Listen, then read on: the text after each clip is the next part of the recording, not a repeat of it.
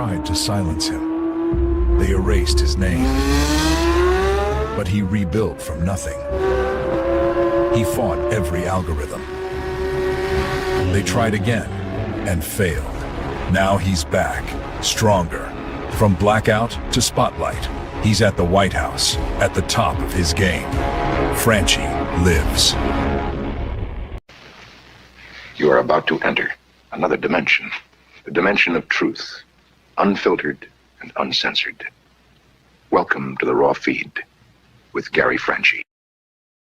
Welcome to the Raw Feed. I'm Gary Franchi, coming to you live from the heart of America. Unfiltered truth to millions on YouTube. Hit those donation links below. Every contribution powers our gear. Every contribution keeps the party going. Help me help you. Hit those donation links. YouTube channel memberships. Special acknowledgement in the fellowship. Your super chats keep me standing. Your Rumble rants fuel every round. Say hello to super chats. Spread the intel. Every repost extends our reach. Super chats fuel this spectacle. Your Rumble rants give me strength. 24/7 members only community, behind the scenes discussions. Connect with fellow patriots. My mama always said, life is like sharing the truth. Text this stream to your friends. What if I told you the app is real? Download the Next News Network app. Android users, take the Google Play path. iPhone users, App Store awaits.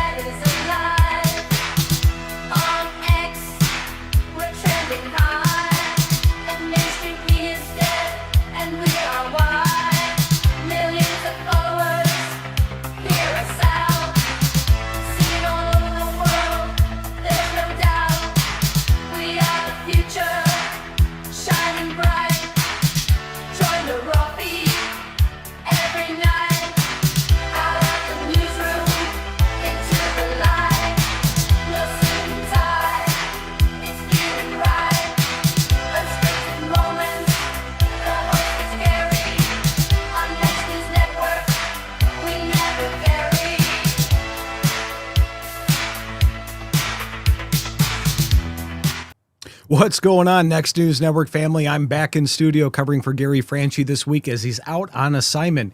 And America's enemies are celebrating tonight. They're not hiding in foreign capitals. They're right here on our soil, wearing expensive suits and carrying California credentials. My name is Tom McCullough. I am filling in for Gary Franchi as he is on assignment, and this is the Raw Feed. Let's start with some perspectives on history. On this day in 1968, the first 911 emergency telephone system became operational in Haleyville, Alabama. I didn't know that. A simple concept that saved countless American lives. And when citizens face danger and expected somebody to respond, keep that in mind as we discuss today's stories about politicians who seem more interested in protecting criminals than protecting you and me and all the people that are paying taxes. Tonight, we're diving into 5 explosive stories that expose exactly what the America Last crowd really thinks about this country. First up, we have Barack Obama breaking his presidential silence on UFOs, claiming, quote, and I'm serious, we have full-blown disclosure that they are real. Interesting timing from somebody whose administration spent 8 years telling us the biggest threats to America were climate change and conservative Christians. And I want to wonder how bad these Epstein files are because I guess disclosure's on the table. Now, suddenly, he's worried about visitors from outer space. Maybe he should have had more concern about the visitors crossing our southern border illegally for decades. Then we're examining the Save America Act as it gains serious momentum across the nation. This common sense legislation would require voter ID for federal elections, something that should have been standard, practiced decades ago. But let's watch how the Democrats respond to this basic election security measure. And they'll tell you requiring IDs to vote is racist while simultaneously requiring IDs to enter their fancy fundraising dinners. The hypocrisy would be laughable if it weren't so dangerous to every person inside of our republic. And our third story reveals how Democrats just forced a DHS shutdown specifically to block ICE operations, even as President Trump's border security measures are producing results. And think about this. American citizens are safer because ICE is finally allowed to do their jobs, and the Democrats' response is to shut down the very department responsible for Homeland Security. They must really want to protect those congressional seats and how many people are in them so they have more votes. They're literally choosing to protect criminal aliens over American families. And former White House Press Secretary Ari Fleischer nailed it when he said Democrats would attack ICE even if it were run by cartoon characters. He's not wrong. Next, we're analyzing Secretary of State Marco Rubio's powerful speech in Munich that has political observers buzzing about 2028. Rubio delivered a masterclass in American leadership, reminding our allies that armies don't fight for abstract concepts, they fight for people. They fight for nations and for civilizations worth defending, like all of our American ideals. I want you guys to compare that message to what we usually hear from the State Department bureaucrats about global partnerships and multilateral frameworks. This is what real American diplomacy sounds like. And finally, we're exposing a massive $5 million scandal surrounding Gavin Newsom that mainstream media conveniently keeps ignoring. And the same Gavin Newsom who had the audacity to tell international leaders in Munich that President Trump is temporary and America will return to climate extremism when he's gone. This man destroyed California with his radical policies. He turned San Francisco into an open-air drug market. They have tents set up with signs and how much money things cost. And now he wants to export that failure nationwide. The scandal we've uncovered shows exactly how these climate change profiteers operate. It's nothing but an elaborate money laundering scheme disguised as environmental policy. And each of these stories connect to a larger truth that the establishment does not want you, the American people, to understand. There are 2 completely different visions for America's future. Take guesses on that. One vision prioritizes American citizens, secures our borders, protects election integrity, projects strength internationally, and holds corrupt politicians accountable. The other vision treats Americans as obstacles to global governance, opens our borders to anybody who wants to cross them, and then fights basic election security measures, apologizes for American power, remember the apology tours, right? And covers up scandals when their own people get caught. The contrast could not be clearer, and the choice could not be more important. President Trump's policies are working, his team is delivering results, and the American people are noticing. And that's why the other side is getting increasingly desperate, increasingly radical, you've seen this, and increasingly obvious about their true intentions. We're going to break down all 5 stories tonight, show you the receipts, and give you the information mainstream media hopes that you will never see. So please stay with us. So we're going to get over and say hi to everybody. I haven't been on the show in a long time, guys. I'm happy to see everybody again. We got Pothead Kenny coming in. I got everybody. Send in those super chats and your Rumble rants and all the good stuff. We're going to jump through this and see. We got James Faye 3319 N3 number 1. Thanks, James. We got Karen. How you doing, Karen? Please slap that like button. Yeah, hit that like button as many times as you can. Make sure you guys share it. Let's get some good numbers tonight. It's also my first time. I need you guys to be a little patient with me. It's my first time covering the show in Gary's manner. Usually I have things preloaded, but I'm going to be doing the whole cell phone deal tonight. So if I screw up, too bad. Just be patient. I appreciate that. Who else we got in here? We have Miss Pothead Kenny, you in here tonight? We got Broken Prophet saying, I really like Marco's speech. Marco's going to go down as the best Secretary of State in U.S. history, bar none. I'm going to pop to these chats here for a little bit. AOC sounded like a small child getting caught stealing cookies from Dreams. She was not the most intelligent person to begin with, and she's trying to give us like saying Venezuela was south of the equator when it's like 400 miles north. It's not even close to being good. We're going to say hi to a few more. Let's go, Tom from Roger Hacker. Nice to see you, Roger. We've got Tamara Jennings saying, hi, Tom. Nice to see you, too. I'm glad I'm back in. Gary's been killing it, and he doesn't need me to fill in too much. So Karen Finley, got Dave Wallenberg saying hi. Everybody's here tonight. I think we're going to get into topic 1 here. Again, if I screw it up, guys, be gentle. It's my first time, all right? So, Brian, whenever you're ready, I'm ready.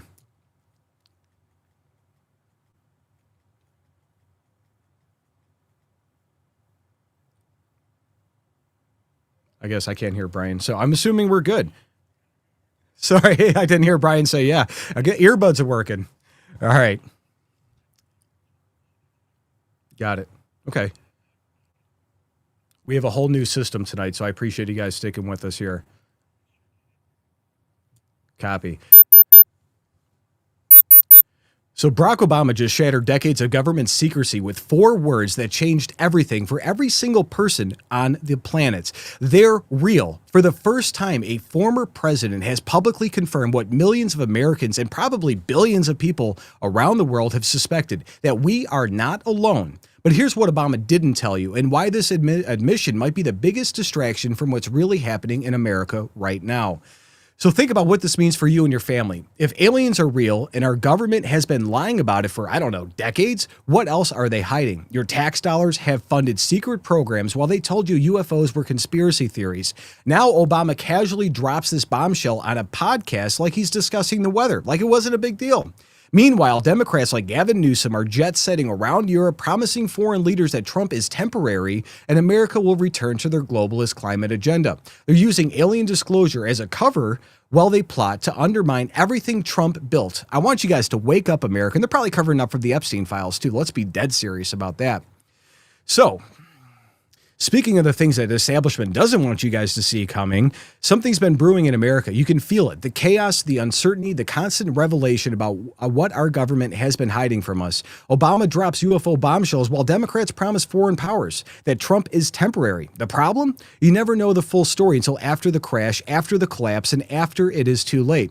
But here's a brutal truth. You can't protect yourself after the fact. You have to be ready now. And all this uncertainty, the warning signs, may be pointing to something bigger than alien disclosure. That's why I protect my family's future with gold from Noble Gold Investments. Because when the truth finally comes out, precious metals hold their value. Now back to Obama's alien admission. So, but here's a real kicker. Obama says he hasn't seen the aliens, but Representative Tim Burchett is telling people, I hope you get the opportunity to see what we've seen. So which is it?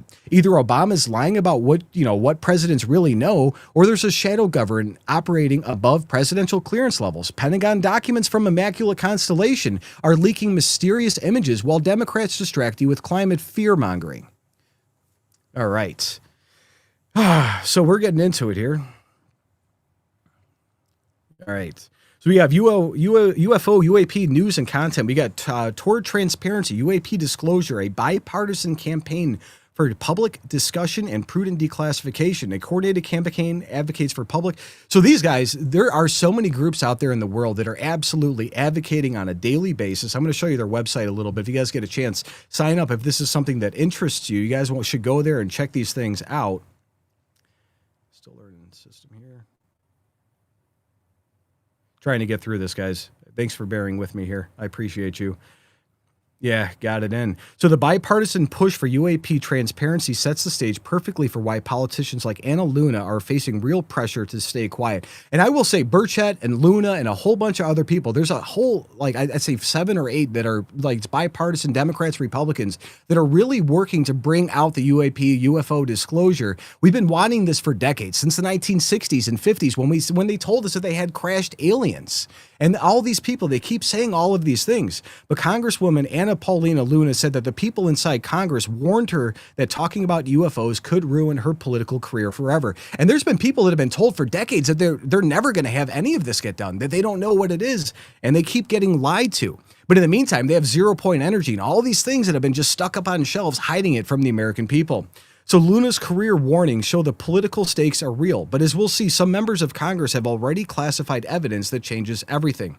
And we have Representative Anna Paul Luna discussed in her August 2025 Joe Rogan interview, claiming she photographed evidence of non-human intelligence in classified briefings. She also released it in congressional hearings on UAP, on transparency, and all sorts of other great stuff that she's releasing out to the public. There are hundreds of thousands of videos and images and pictures and all these things that are coming out. And it's something that I think only the internet and nowadays can handle. And it's weird that nobody like really freaked out when Obama said aliens were real. It's because most people know this. But Grok's mention of Luna's classified briefings and photographic evidence brings up the bigger picture in question. Is this a major UFO revelation everybody's been waiting for? I think it's part of it, but I also think they're trying to cover up for the Epstein files. From Woozle, it says, wow, is this the dreaded expected UFO revelation some expector have alluded to in documentaries like Sky History, Secrets Declassified? Obama may have just enough clout to be the one to tell us the truth is out there. And it's linking to an article from the Times, the Sunday Times, saying Barack Obama says aliens are real, but he didn't see any. So we're going to have to see what happens with that one. I've got his statement here in a second. Why did that just pop over? I'm wishing you guys would stick with me on this. My first time using the system here, and apparently when you hit the back button, it goes somewhere else. But I think the whole UFO disclosure has been an absolute, a long time coming, and we need to have that happen more and more. All right, so we got, here we go. It says, from Ghost X Lens, for everybody saying, oh my God, Obama beat Trump on UAP disclosure. He's the first president to acknowledge exists. You all sound stupid and ignorant. Trump already acknowledged existence during Joe Rogan's interview. Check this out. But it's a big tourist thing. So I interviewed jet pilots that say they saw something. If you saw them, you'd love to have them as your I've had a son. couple in here. Commander David Fravor. Yeah. I had him in, who had that sighting in 2004. Very compelling with video evidence, radar evidence. Ryan Graves. I don't believe his name, but I interviewed jet pilots that were solid people. Perfect. I mean, great pilots, great everything. And they said, we saw things, sir, that were very strange. Like a round ball, but it wasn't a comet or a meteor. It was something. And it was going 4 times faster than an F-22, which is a very fast plane, you know. And it was round, which is, in theory, a great shape. So when you were talking to these people, was this something that you were compelled to have conversations about? Was this your personal interest? No, a little bit. It's not a great interest for me, but it's a little interest. I get that question as much as almost any question. Do you think that we have aliens coming, flying around or whatever? What do you think? There's no reason not to. I mean, there's no reason not to think that Mars and all these planets don't have life, because Mars, we've had probes there and rovers, and I don't think there's any life there. Well, maybe it's life that we don't know, but maybe there was life there at one point in time. This is the speculation about Mars, that Mars had an atmosphere at one point in time, a long time ago, that could support life. It also had large bodies of water, but we've had no evidence of even bacterial life that exists on Mars. But the universe is pretty vast. It's not been a big thing for me. I mean, when I looked at what China did to this, they would have never done it with me, where they put the balloon up, and a lot of people thought for a little while that was one of these things. So, well, that's a lot of the speculation too, that some of these drones that hover over battleships, that these are Chinese drones, and that they're not UFOs. They could be also. There's some super sophisticated. But I did interview, let's say 3 or 4 guys and without tremendous interest, if you had them. As I said, you'd love to have them as your children. Solid, beautiful people. They said, "Sir, there's something there." You know, There's they something said there. they've said it. Yeah, Yeah, I've talked to quite a few of they're them. not conspiracy guys. Well, I mean, just the Commander David Fravor thing in 2004 off the coast of San Diego, they clocked that thing going from 50,000 feet above sea level to 50 in a second. Yeah, They don't know what it that's is. tough to beat. They saw something in the water. It was hovering over that something that was making a disturbance in the water. They got video evidence of this thing. Two different. Anyway, but it's a big. Do that. Don't have life, you know, because Well, Mars, we've had probes there and rovers, yeah, and but- I don't think yeah. there's any life there. Well, maybe it's life that we don't know, but maybe it's maybe a there was different life kind of there life. at one point in time. This is Yeah. the speculation about Mars, that Mars had an atmosphere at one point in time, a long time ago, that could support life. It also had large bodies of water, but we've had no evidence of even bacterial life that exists on Mars. But the It's universe not is been a pretty big vast. thing for me. I mean, when I looked at what China did to this, they would have never done it with me, where they put the balloon up, and a lot of people thought, for a little while that was Right. one of these things. So Well, that's a lot of the speculation too, that some of these drones that hover be. over battleships, that these be. are Chinese drones, and that they're not could be. UFOs. They They're- could be also. There's some super But sophisticated. I did interview, let's say, 3 or 4 guys that, and without tremendous interest, if you had them, as I said, you'd love to have them as your children. Solid, beautiful people. They said, "Sir, there's something there." You know, There's they something said there. they've said it. Yeah, Yeah, I've talked to quite a few of they're them. not that have- conspiracy guys. Well, I mean, just the Commander David Fravor thing in 2004 off the coast of San Diego, they clocked that thing going Yeah. from 50,000 feet above sea level to 50 in a second. Yeah, They don't know what it is. That's tough to beat. Yeah, they saw something in the water. It was hovering over that something that was making a disturbance in the water. They got video evidence of this thing. Two different fighter jets with pilots in them saw it. There's, visual evidence, photographic evidence, video evidence, radar evidence, whatever the hell it is. There are so many things out there that I think we don't know. And everything just keeps going. So like, I know me and my wife, one time we were driving down the road and we saw something flying in the sky. And back then it was like 2009, 2008. And we were chasing it for like 3 hours and we were trying to get a video of it. It was one of those giant flying, triangle shaped UFOs that was out there. And there are so many videos that people take on a daily basis. And it's quite interesting to see like what actually is going to happen with everything.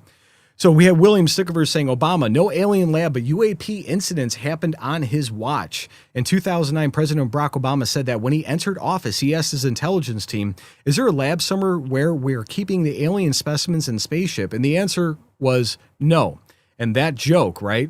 So we'll see where that goes. Obama's old no alien lab jokes tells on new significance given to what's happening during his presidency. And there's a lot of stuff that's going out there from the Department of Energy we're going to get into. The Department of Energy's Director of Intelligence and Counterintelligence hearing about UAP incursions over nuclear sites. What's going on here? In October 2010, F.E. Warren, a disruption impacted 50 Minuteman-II missiles, and Obama was briefed. So how does it make sense that he left all of this out in his conversations? They've been covering this up for decades.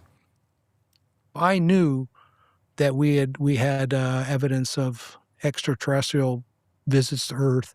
I'd go to the press. What about if we just had evidence of some sort of anomalous phenomenon around our nuclear sites that we Well, can't see, that's explain? intriguing. You've talked a little with me about that, and that's the first I heard of it. Yeah, interesting. Because if you Google or even Chat GPT, like UFO incursions to around like national labs and nuclear sites, even in that time range, 2005 to 2008, you'll see stuff. You'll see I believe you. F.E. Warren. You'll see Malmstrom base, and you'll see literally people, missile security officers who've signed affidavits saying that they've seen incursions. And there's a great journalist who's a friend of mine named Robert Hastings, and he's written a book called UFOs and Nukes, and it is ubiquitous. He has 167, top TS, secret cleared, missile security officers, radar operators, guys on the PRP program, which I'm sure you're familiar with, where you have to report if you're on ibuprofen. Because you're guarding the crown jewel secrets of American defense, and they just see saucers, tic tacs, orbs everywhere around our nuclear sites. And in some cases, these sites are getting shut down. There's a 2010 case in F.E. Warren where literally Obama gets briefed because it was down for, they say it was 59 minutes, but I think, so this Bob Hastings back-channeled with this retired missile technician, and he was in touch with some missile technicians on site, and they attribute it to this cigar-shaped object that literally, this sort of tic-tac thing that shut down the base. And so did you not hear of anything like that? Well, I can say completely openly and transparently, when I was in DOE and I was director of intelligence, I never was briefed on any of that. So it doesn't mean it didn't occur. And I take very seriously what you said. I think in all likelihood, a lot of those reports are true, or at least being truthfully reported. Yeah. And I don't know if it's because they're handled somewhere else, which gets to kind of some of the big questions, or whether because they're individual things that never get resolved, they don't go anywhere, but we can never resolve it because we don't know what's going on. I would believe that, because I guess I worry if the head of intelligence and counterintelligence for the DOE isn't hearing about these incursions. That seems so fundamental to this, the safety of, and maybe that's why. I will say the Department of Energy holds more secrets than anybody else. And they have, even the CIA and the Pentagon said that when it comes to classified information, the Department of Energy holds more classified information than the Department of State, the Pentagon, the military-industrial complex. The DOE holds so many secrets. And the 2010 nuclear missile incident Obama was briefed on contradicts his casual dismissals and leads us to his latest bombshell statement. We have Barack Obama saying that aliens are real. I want you guys to watch this. I want to do a little bit of a lightning round here because it's not often I'll get access to the President of the United States. So a couple questions here. Are aliens real? They're real, but I haven't seen them, and they're not being kept in, what is it? Area 51? Area 51. There's no underground facility unless there's this enormous conspiracy, and they hid it from the President of the United States. What was the first question you wanted answered when you became president? Where are the aliens? Where are the aliens? Is there a person that you most want to meet that you haven't met yet? I'll be honest with you. Okay, so somebody tells you that aliens are real, right? So you're sitting down with the former president of the United States of America, and you're asking him, are aliens real? He's been asked 100 times, and he always told everybody no. He says yes, for the first time in recorded history, and one of the most powerful people in the planet or in the world or in the history of the world tells you that aliens are real. No follow-up questions. Nothing. The guy said nothing. He didn't follow up. He didn't do anything. In Obama's their real admission opens the floodgate for other officials to share what they know. We have Congressman Tim Burchett says Navy insiders told him about football field-sized craft doing hundreds of miles an hour underwater, and hints at 5 or 6 alien bases underwater right off the coast of the United States. And if the Pentagon says there's no proof of aliens, these stories about early disclosure are just wild. Watch. Congressman Tim Burchett has stated that multiple Navy personnel have told him about massive unidentified objects moving hundreds of miles an hour underwater, some as big as a football field, and claims there could be 5 or 6 underwater bases off the U.S. coast where non-human entities are stationed. So, I mean, again, that's all those underwater UAP things that everybody's talking about. They see these lights, they see all these things that are happening, and we've been told about these underwater bases forever. Now they're real, so who are they? And Burchett's underwater alien base claims they might sound wild, but they're part of a pattern of official testimony. In open-minded approach, Obama said aliens are real. Republican Representative Tim Burchett also says aliens are real, and he believes that they have underwater bases. High naval officials reportedly told him they have chased large underwater USOs. I don't know what USOs, unknown submersible objects, that move at speeds beyond 100 miles per hour while underwater. We have a higher propensity of sightings around these 5 or 6, I believe, deep water areas. And so to me, it just it creates a question there. And then when we have naval personnel telling me that we have these sightings and that there's these underwater craft they're chasing that are doing hundreds of miles an hour, and the best we've got is something that does maybe just a little under 40 miles an hour. So I got a lot of questions about that stuff, and I mean, again, it's like, okay, so we have this, these people are knowing about this, but what are they doing about it?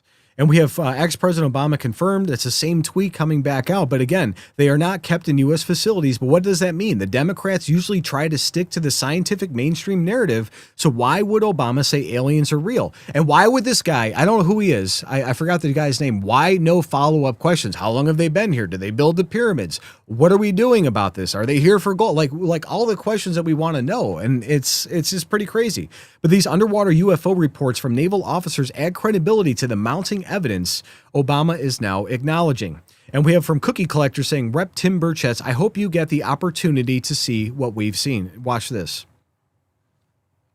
I want you to think about this. Something with the capabilities of traveling light years, not showing a heat signature, and the energy capabilities of that would put the Pentagon out of business. We wouldn't be fighting these worthless wars overseas over oil, and American boys and girls wouldn't be dying. It would put the war pigs out of business, and they'd have to go somewhere else, and I'm all for that. I'm all for that. I think what's going to happen now, the floodgates, other people are going to say, you know, I've got some information. I'd like to come swear in. I've seen enough, and I would hope that you all would get that opportunity to see what we've seen.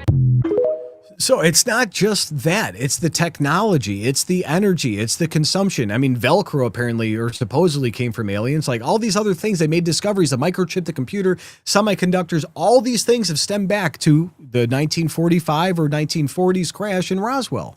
All these things go back to it. And how many devices have they recovered? And how many things are on shelves or hidden that can change everybody's life? It says Burchett's invitation for others to see what we've seen builds towards the moment Obama finally broke his silence. And again, Fox News reiterating that they're real. Former President Obama is fueling the UFO conversation during a podcast appearance, and we're going to go into it. It just says, but he hasn't seen them yet. It's there's so many weird little intricacies about this. And Obama's direct quote, "They're real, but I haven't seen them," represents a historic presidential admission that's shaking up the disclosure debates. And all of this is happening at the same time as 3.5 million Epstein files were just dropped. All these things are happening at the same time that they're fighting ICE. They're fighting DHS. They have to pull this card. It's for some reason. And we have from Alien Strand saying leaked images from the Pentagon secret program Immaculate Constellation shows apparent UFOs fueling fears of hidden alien contact long eluded by Alien Strand. And I don't know if you guys can see this image here. I'm going to try to scroll it down a little bit. And I mean, that doesn't look like our tech. I mean, it could be our technology. I don't know. I mean, like that's what we don't know. We want to know these answers for everything. And it says these leaked Pentagon images from Immaculate Constellation provide the visual evidence that matches Obama's stunning description. We have thousands of videos that match it also.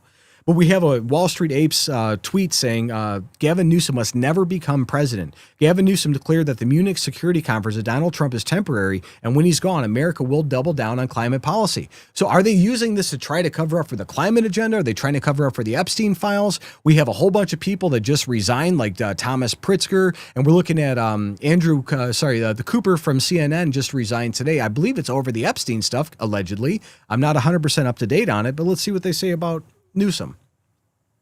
Governor Gavin Newsom called on world leaders today to look forward to a future without President Donald Trump. He criticized the administration while on stage at the Munich Security Conference. Newsom was asked specifically about climate policy. He slammed the recent White House reversal of a 2009 ruling on greenhouse gases. Donald Trump is doubling down on stupid. California has been a leader in climate policy going back to Ronald Reagan.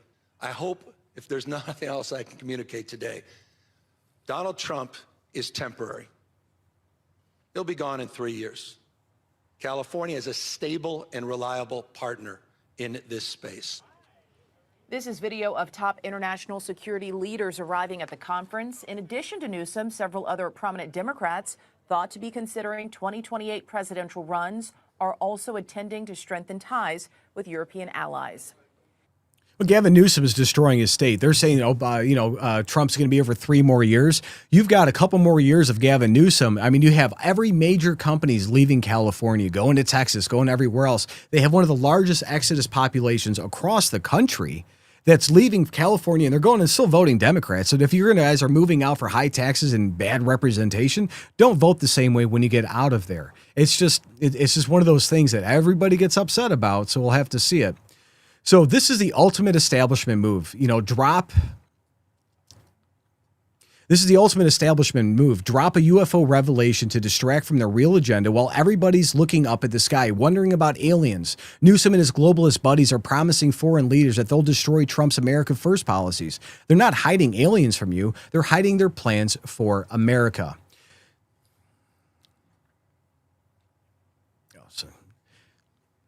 So Obama's UFO mission isn't disclosure, it's distraction. While they were shiny alien objects in your face, they're planning America's surrender to global climate policies, covering up for the Epstein files, and pushing their foreign interests and agendas. The real invasion isn't from outer space, it's from within our own governments. They've lied to us about UFOs for decades, and now they want you to just trust them with your freedom, your economy, and your future.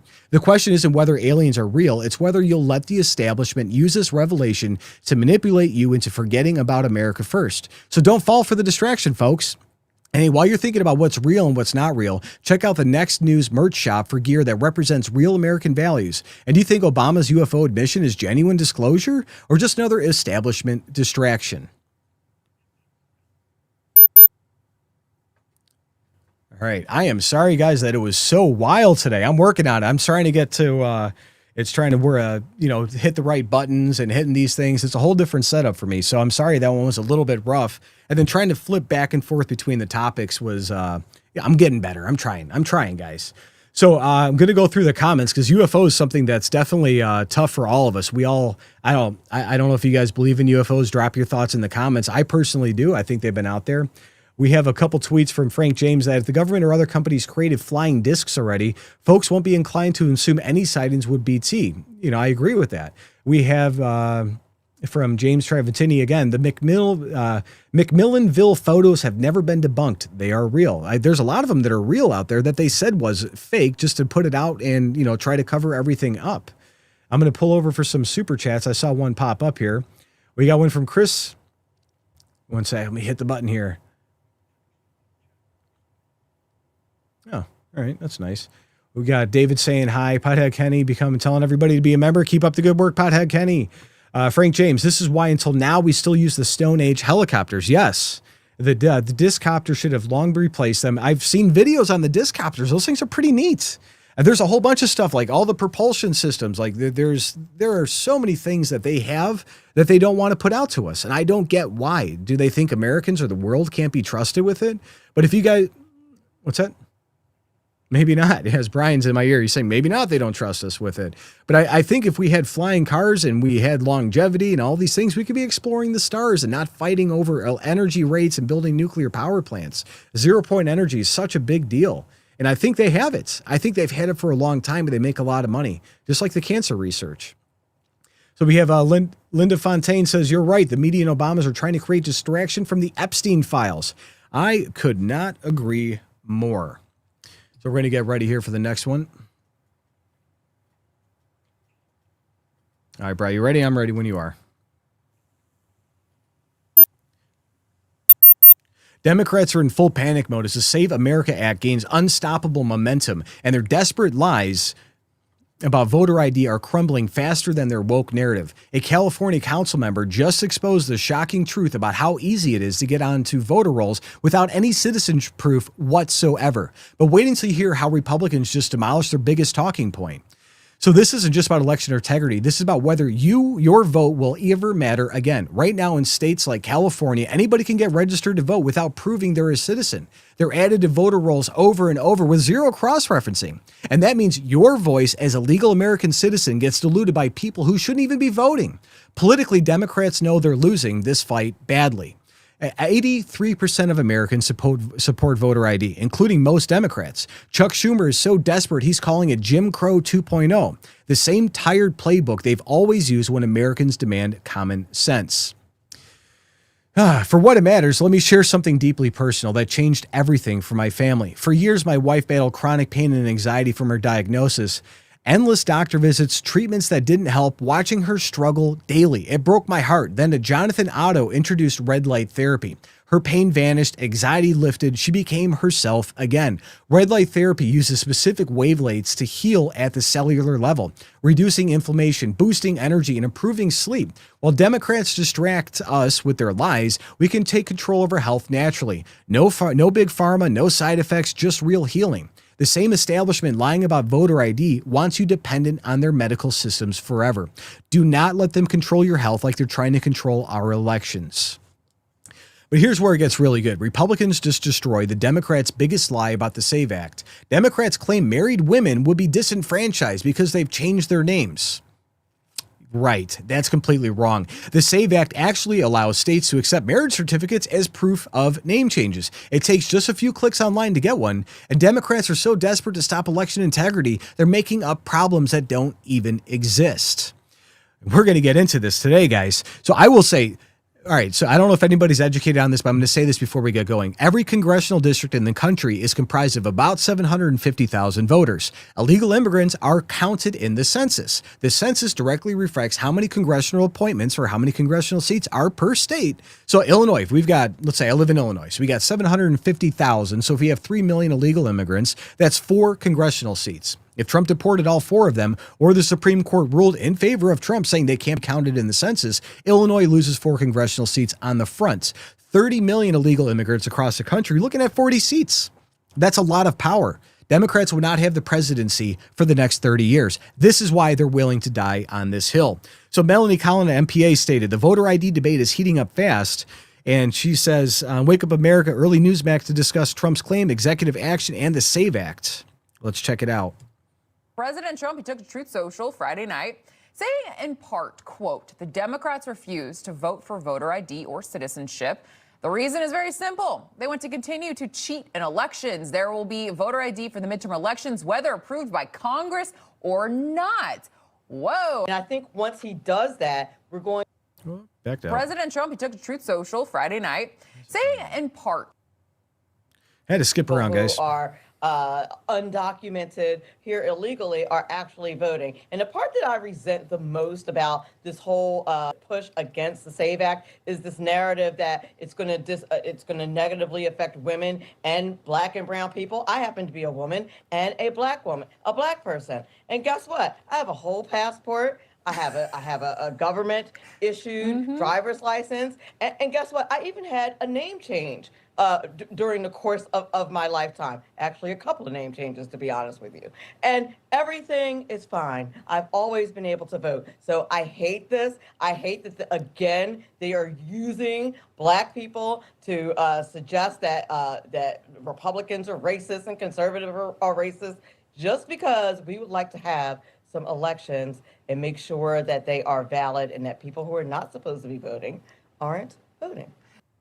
I think they need to stop the entire thing about trying to challenge the elections and all these other stuff. Let us do it. I mean, how many Supreme Court, how many cases were brought out about this and it was shot down due to unscrupulous events and all these other things? And this sets up our entire story. Viewer passion is already boiling over as Trump pushes executive action to save it.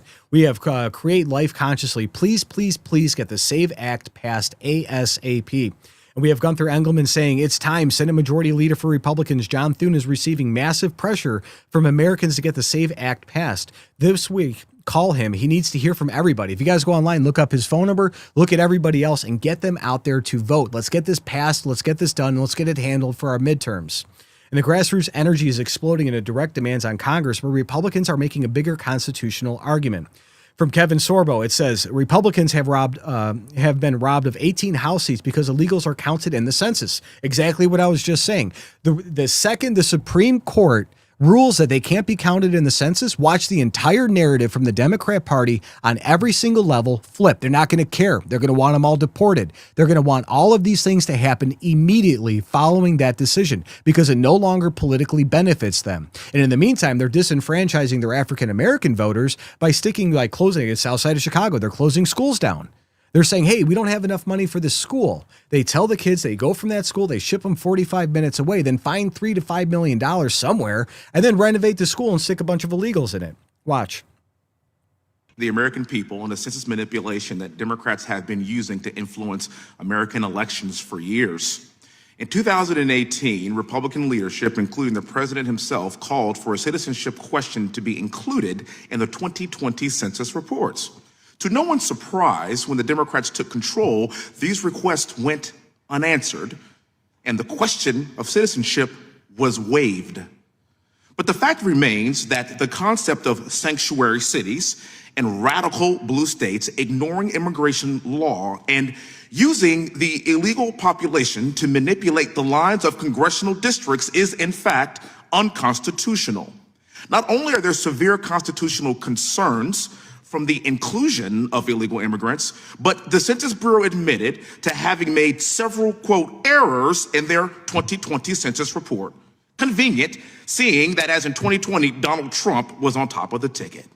In 2020, the Bureau undercounted in primarily deep red states such as Arkansas, Florida, Mississippi, Tennessee, and Texas, all red, while overcounting in radical left blue states like Delaware, Hawaii, Massachusetts, Minnesota, New York, Ohio, and Rhode Island. This egregious error led to many states being denied proper representation in Congress and the Electoral College.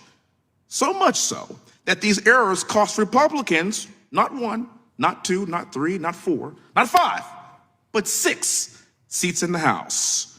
In addition to the 2020 miscounting, including illegal immigrants in the census has improperly granted radical left blue states 12 additional seats in the United States House of Representatives.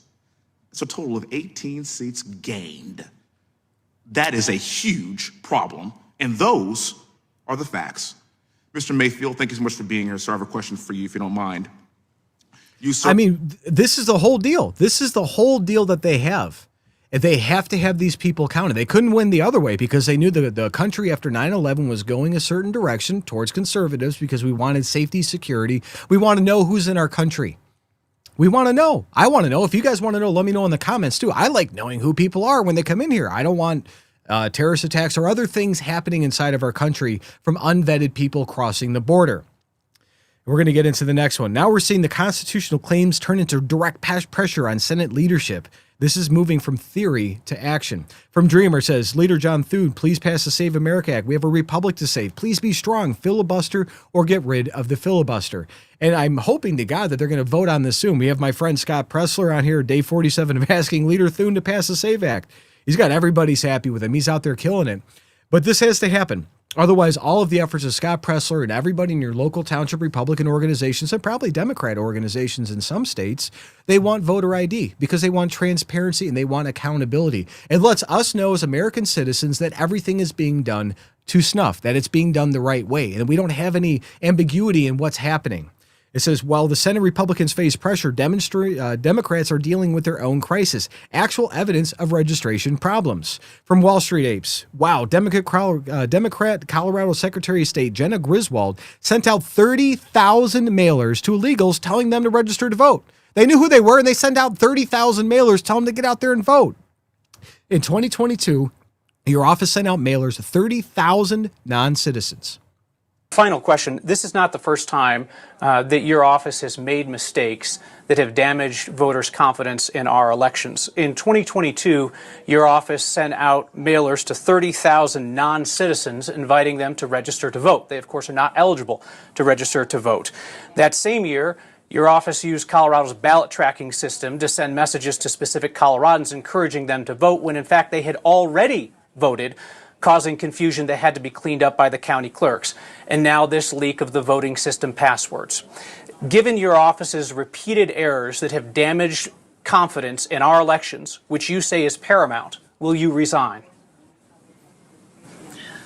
Absolutely not, Kyle. And I just want to, you're unfairly characterizing and leaving out some crucial information. Okay, the fact that you're lying and you're not doing your job, the Secretary of State's job is to make sure that all the documents are in order and that everybody's paying attention and all the paperwork's correct. Instead of pushing political ideology and shoving things out there that people don't want, do the one job you were elected to do. It says this polling data puts Schumer in an impossible position. Even his own party supporters want voter ID requirements. From Defiant Elves, it says CNN is now calling out Chuck Schumer because 83% of Americans, 83%, That's not a fake number. That's not a made up number. They support voter ID. Even CNN's talking about it. Watch. About 83% of the American people, including majority Democrats, support voter ID laws. Well, yeah, the voter ID laws that, first, each state can have its own voter ID laws, and some do and some don't.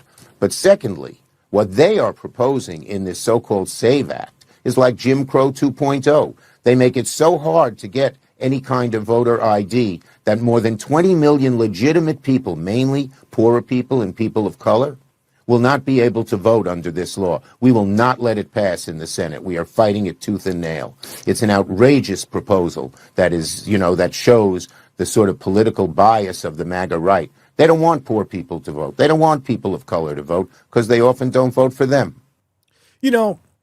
I want to see in the comments, how many people don't have an ID? If you guys are watching this video anywhere in the world, if you have an ID, I've got an ID. If you don't, say it. Because I don't know a single person in my entire adult life since I've been a child that doesn't have an ID. If you guys want to go to the movies, need an ID. If you guys want to get cigarettes, got to get an ID. You want to get alcohol, get an ID. You want to fly on an airplane, you need an ID. You want to drive a car, got to have an ID. And if you can't have a driver's license, you still have a state ID. Because if a cop needs to identify you, you have to have a state ID. There's a lot of laws about that too. So sitting here and telling the American people that they don't know how to have an ID and women don't know how to change their names after getting married, it's outrageous. Every woman knows how to do that. If not, there's plenty of resources on the getting that done. It says Republicans just scored a major victory by destroying the Democrats' strongest talking point against the SAVE Act. From Eric Daughtry, congressional Republicans just dismantled a massive Democrat lie meant to defeat the Save America Act. Married women would be disenfranchised because they changed their last name. Turns out the Save America Act lets states set up marriage certificates as part of it. Check this out. Well, we have a fact check on this one, too. First, let's note that under the Save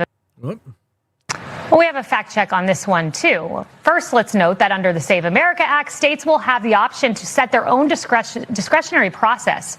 They may accept both a birth certificate and a marriage certificate to provide proof of name change. And guess what? I recently got a new marriage certificate, too. It was also quite easy. We're showing you the process on your screen right now. Again, just a few clicks, just a few minutes. And we've debunked those concerns of the left. But you know what? Their voting base is not that intelligent. They don't know. I mean, they're like, you see the people out there, the purple, pink hair guys that you could tell them that the sky is purple and that blue is actually purple. And they'll believe it. These people believe it because they have to. They're all part of this cult that's out there. And the California revelation shows exactly why Republicans say the SAVE Act is urgently needed nationwide. This is insane. So from Derek Evans says, watch, a Huntington Beach council member reveals California does not require voter ID at the polls. Calls are growing for stronger election security and voter ID protections nationwide. Check this out. Go to the DMV and you get a driver's license or an ID, you register to vote, you do not need any citizenship to do that. When you get any benefits in the state of California, they send you a voter registration card. You do not need to show any ID or proof of citizenship to do that. Then you're on the voter rolls. Those voter rolls, they keep adding people on over and over and over again, and nobody's cross-referencing IDs on those voter rolls. So when you talk to Bob Page on a local level or any local registrar of voters, they're going to say, well, yeah, we've got a really great operation on site. We're just taking what Sacramento gives us in regards to the rules. We can't ask for ID on site, or we can't cross-reference ID. So the problem isn't ours anymore, right? It's that diffusion of responsibility. So the reality is Sacramento's got the problem in their hands, and they're avoiding it by pushing it around. So that's the manner in which we need to talk about this subject. It is 100% fact that you do not need to prove any citizenship to get voter registration in California. Could not agree more. And if you go to states like Minnesota, California, Michigan, Illinois, also, when you get your driver's license, they automatically register you. And when you automatically get registered to vote, they automatically mail you your ballot. They don't verify, they don't triple check, they don't do any of those things. This happens every single day across the entire country. And they say that it's limited and it doesn't happen often. We all know that's garbage. We know that's absolutely trash, that it does happen. And then when you go up to, I'm trying to go back and see if I can reference this. So I want to play the second part of this. The American people. Because it's very important. So there's a little bit more to it. The American people and the census manipulation. If it'll jump. The American people and the census Maybe not. manipulation. So anyways, it didn't want to load here. But it's it's talking about how states get elected. So when you sign up to get your driver's license, illegal immigrants can get driver's license in Illinois and California. You see the CDL crises happening all across this country. The second they get that thing inside of their hand, they're registered to vote. And it's so incredibly insane. If you guys have any stories locally, make sure you send them in to us. Send us a video clip or photo proof. We'd love to talk about it. But even now, CNN is calling out Chuck Schumer because the polling is so overwhelmingly against Democrats on this issue. When you've lost CNN on voter ID, you've lost America. Schumer's Jim Crow 2.0, Historia isn't working anymore. Americans see right through it. The SAVE Act is happening, and Democrats know their election manipulation schemes are about to end. But here's the bottom line. Democrats oppose voter ID because they need election chaos to win.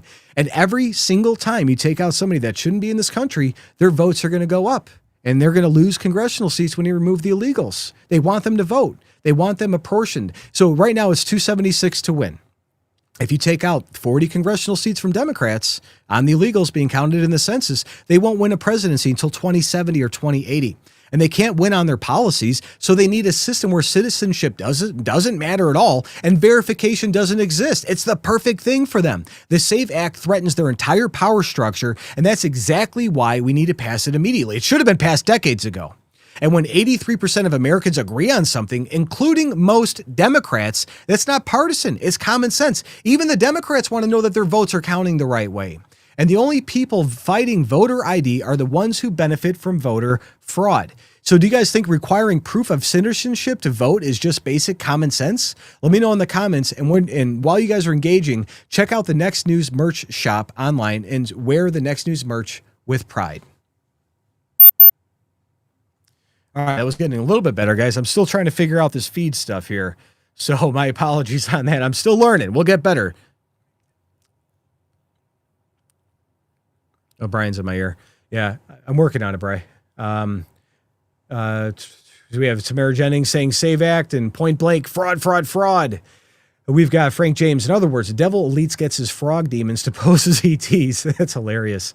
SAVE Act now. Thank you from Blizz Rules. We got all sorts of good stuff. No super chats came in from Bella Bubblesfield 8979. Howdy all.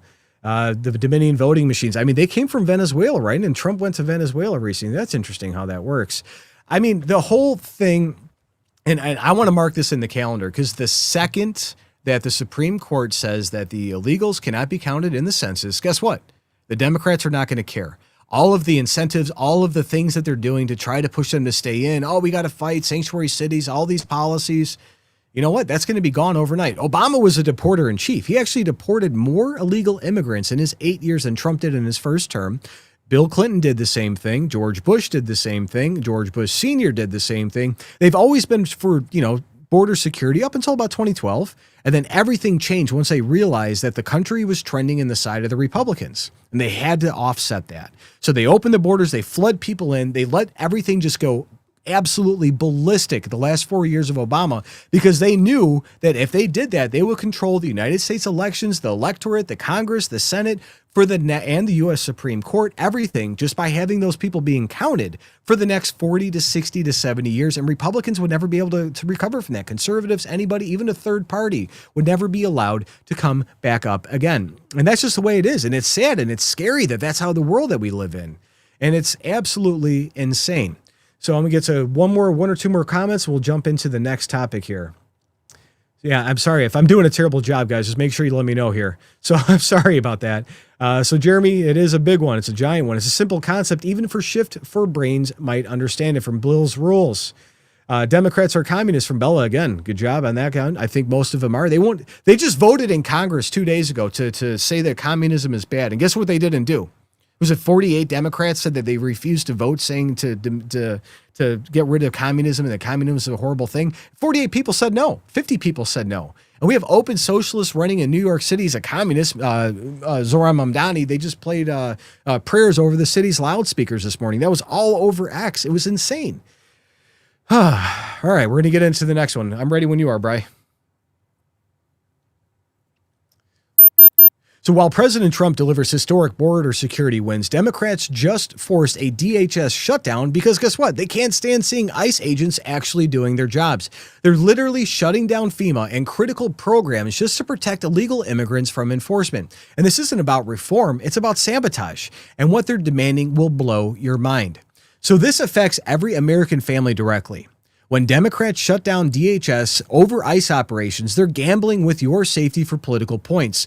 FEMA gets hostaged during disaster season, border security programs get disrupted right when we need them the most, and your tax dollars fund agencies that Democrats won't let function. They want judicial warrants just to enter homes during immigration raids. Imagine needing a judge's permission to arrest somebody who's already breaking federal law. They want to unmask ICE agents so leftist mobs can dox them and their kids and everybody else at their kids' schools and churches. It's not governance, it's obstruction designed to cripple immigration enforcement while Trump tries to secure our border and keep us people absolutely safe.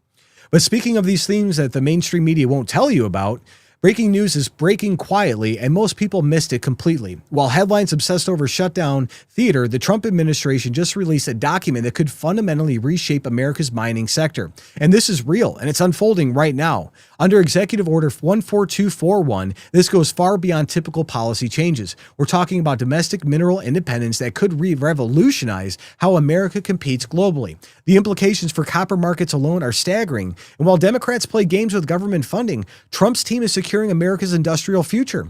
Companies positioned in this space could see unprecedented opportunities.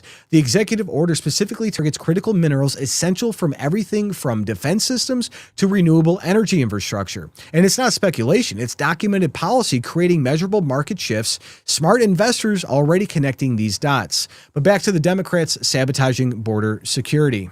Let's get into it, guys. All right.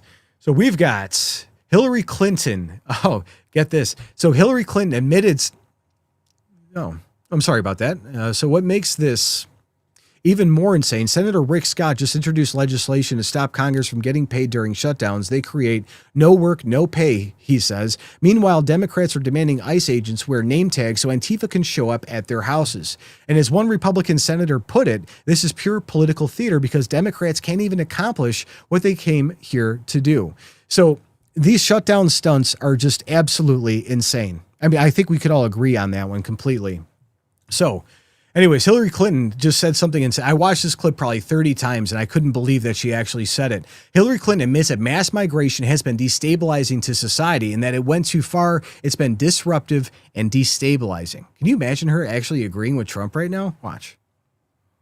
Think we need to call it for what it is. Secretary There is Clinton. a legitimate reason to have a debate about things like migration.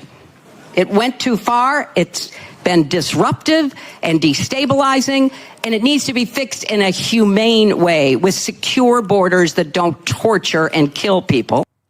So I wonder how bad the Epstein files are if you've got Obama, if you got Clinton, all these people agreeing with Trump right now on the border policy. So Hillary's admission sets the stage perfectly for what's happening on the ground. Let's see how local Democrats handle the reality that she just acknowledged. From I.L. Jacoby, he says, a reporter, an illegal alien from Nicaragua, grabbed a woman on the north side last week, bashed her head in on the sidewalk, knocked her unconscious, and can't say that word, but he did some bad things to her.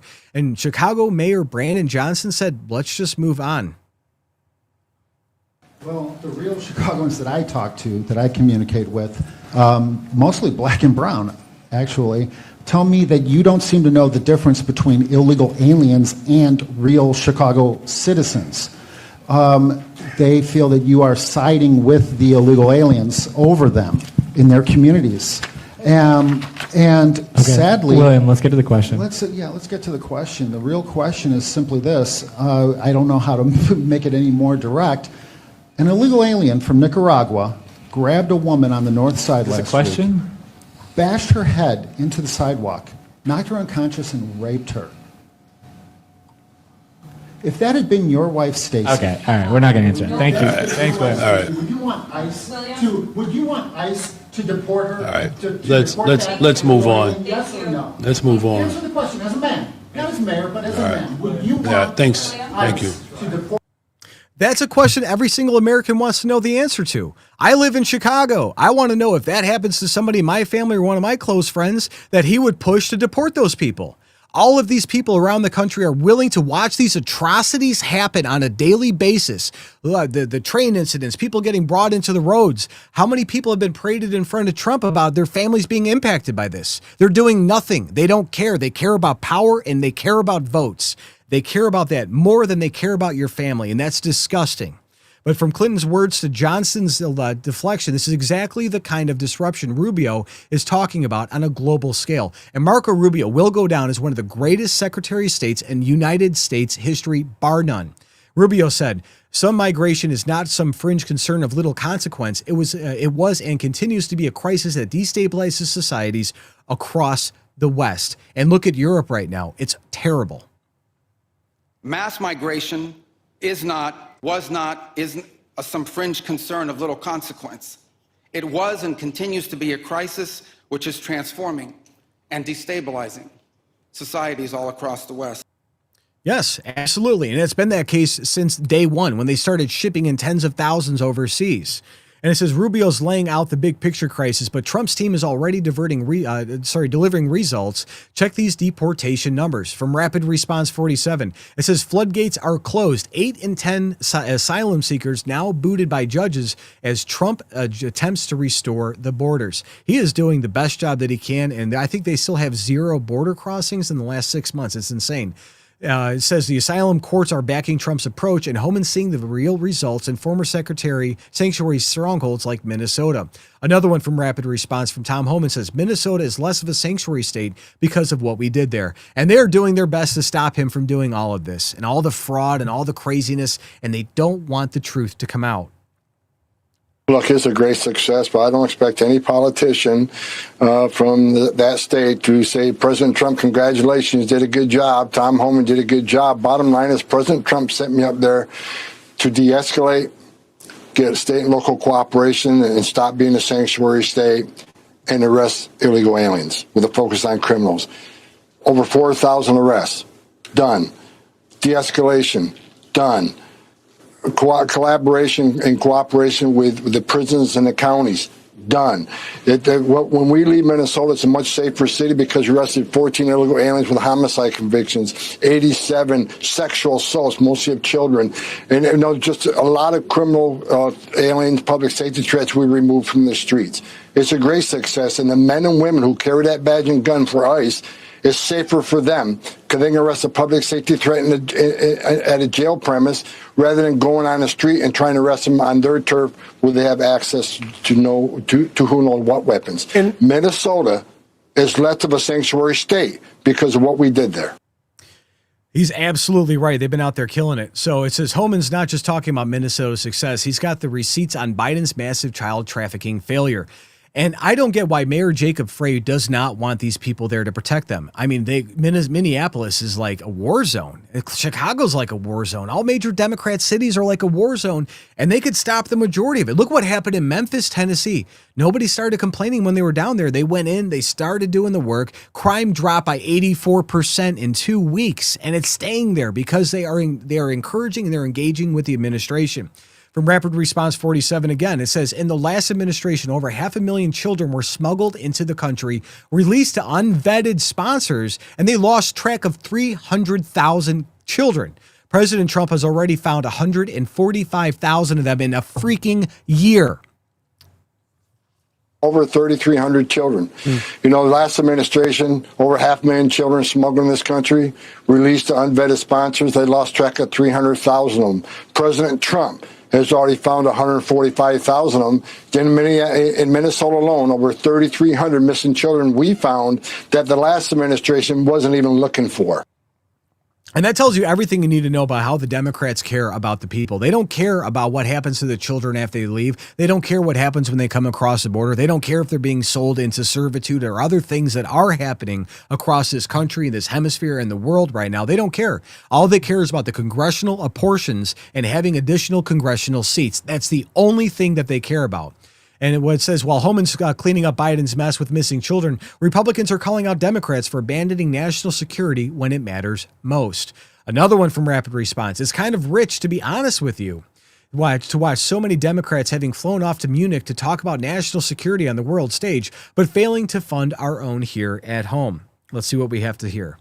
First, to kind of go back to your earlier point, this is obviously the president negotiating with Democrats. There's no one better on the border than President Trump. There's no one better on interior enforcement than President Trump, and there's no one better at making a deal than President Trump. And so when we look at our role, it's supporting that and elevating that. But what our Democratic colleagues have to realize is that we're not going to walk away from enforcing the law.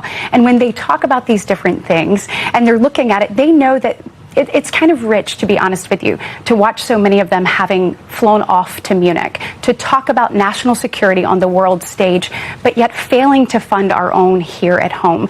They know that ICE and CBP will continue to be funded throughout this, but they know that the other things that keep Americans safe will not, and that actual American workers, TSA agents, will be the ones paying the price. Look, we believe that local, state, and law enforcement should work together with federal law enforcement. That's why we don't believe in sanctuary cities. We believe sanctuary cities are the root cause of so much of what we're seeing today. We're not going to back away from that. We've come to the table with good faith propositions that we feel like keep our law enforcement officers safe and keep American citizens safe, which is our priority. And I hope that Democrats will join us. I think they continue to play politics, Shannon, and it's unfortunate because the American people will be the ones to pay the price. Let me ask you about sanctuary cities. So these guys and what they do with these sanctuary cities, they want to bring all these people in. They want to leave them here. They want to do these things. They're directly writing laws that are in contradiction to the federal government. Sorry, guys. So real Tom Homan, we have the most secure border in the history of the nation. We got record numbers, and they are delivering. It didn't take, like, remember when Obama was saying that we needed to have a bunch of laws passed so we can have a secure border? It wasn't really Kamala Harris's fault or his fault, and that Congress is the one slowing it up. All it took was a new president. Does this funding freeze in any way impact or limit your ability to carry out immigration operations across the country? No, it doesn't. And ICE has continued to enforce law across the country. They're already funded. Now, the ICE officers won't be getting paid, but they're getting used to that, it seems like. So, no, the immigration mission, the reason why President Trump was elected to be president, continues. We have the most secure border in history of the nation. We got record numbers of arrests and deportations. That will continue. It's this whole thing, it's not swapping here. All it took was a new president, guys. I can't say it enough. All it took was a new president. So the enforcement success is undeniable, and Homan's hoping other cities will follow Minnesota's lead instead of fighting the feds. I think we could all hope that. Another one from Rapid Response. We took a lot of Rapid Response 47 tonight, guys. We took a lot of bad people off the street. So I think Minnesota, Minneapolis is safer because of it. A lot of cities across this country are safer because of their efforts and what Tom Homan and everybody else, Greg Bavino, Donald Trump, everybody's doing is a great job. Look, the president called me and asked me to go to Minnesota and asked me to get up there that same day, and I went up there.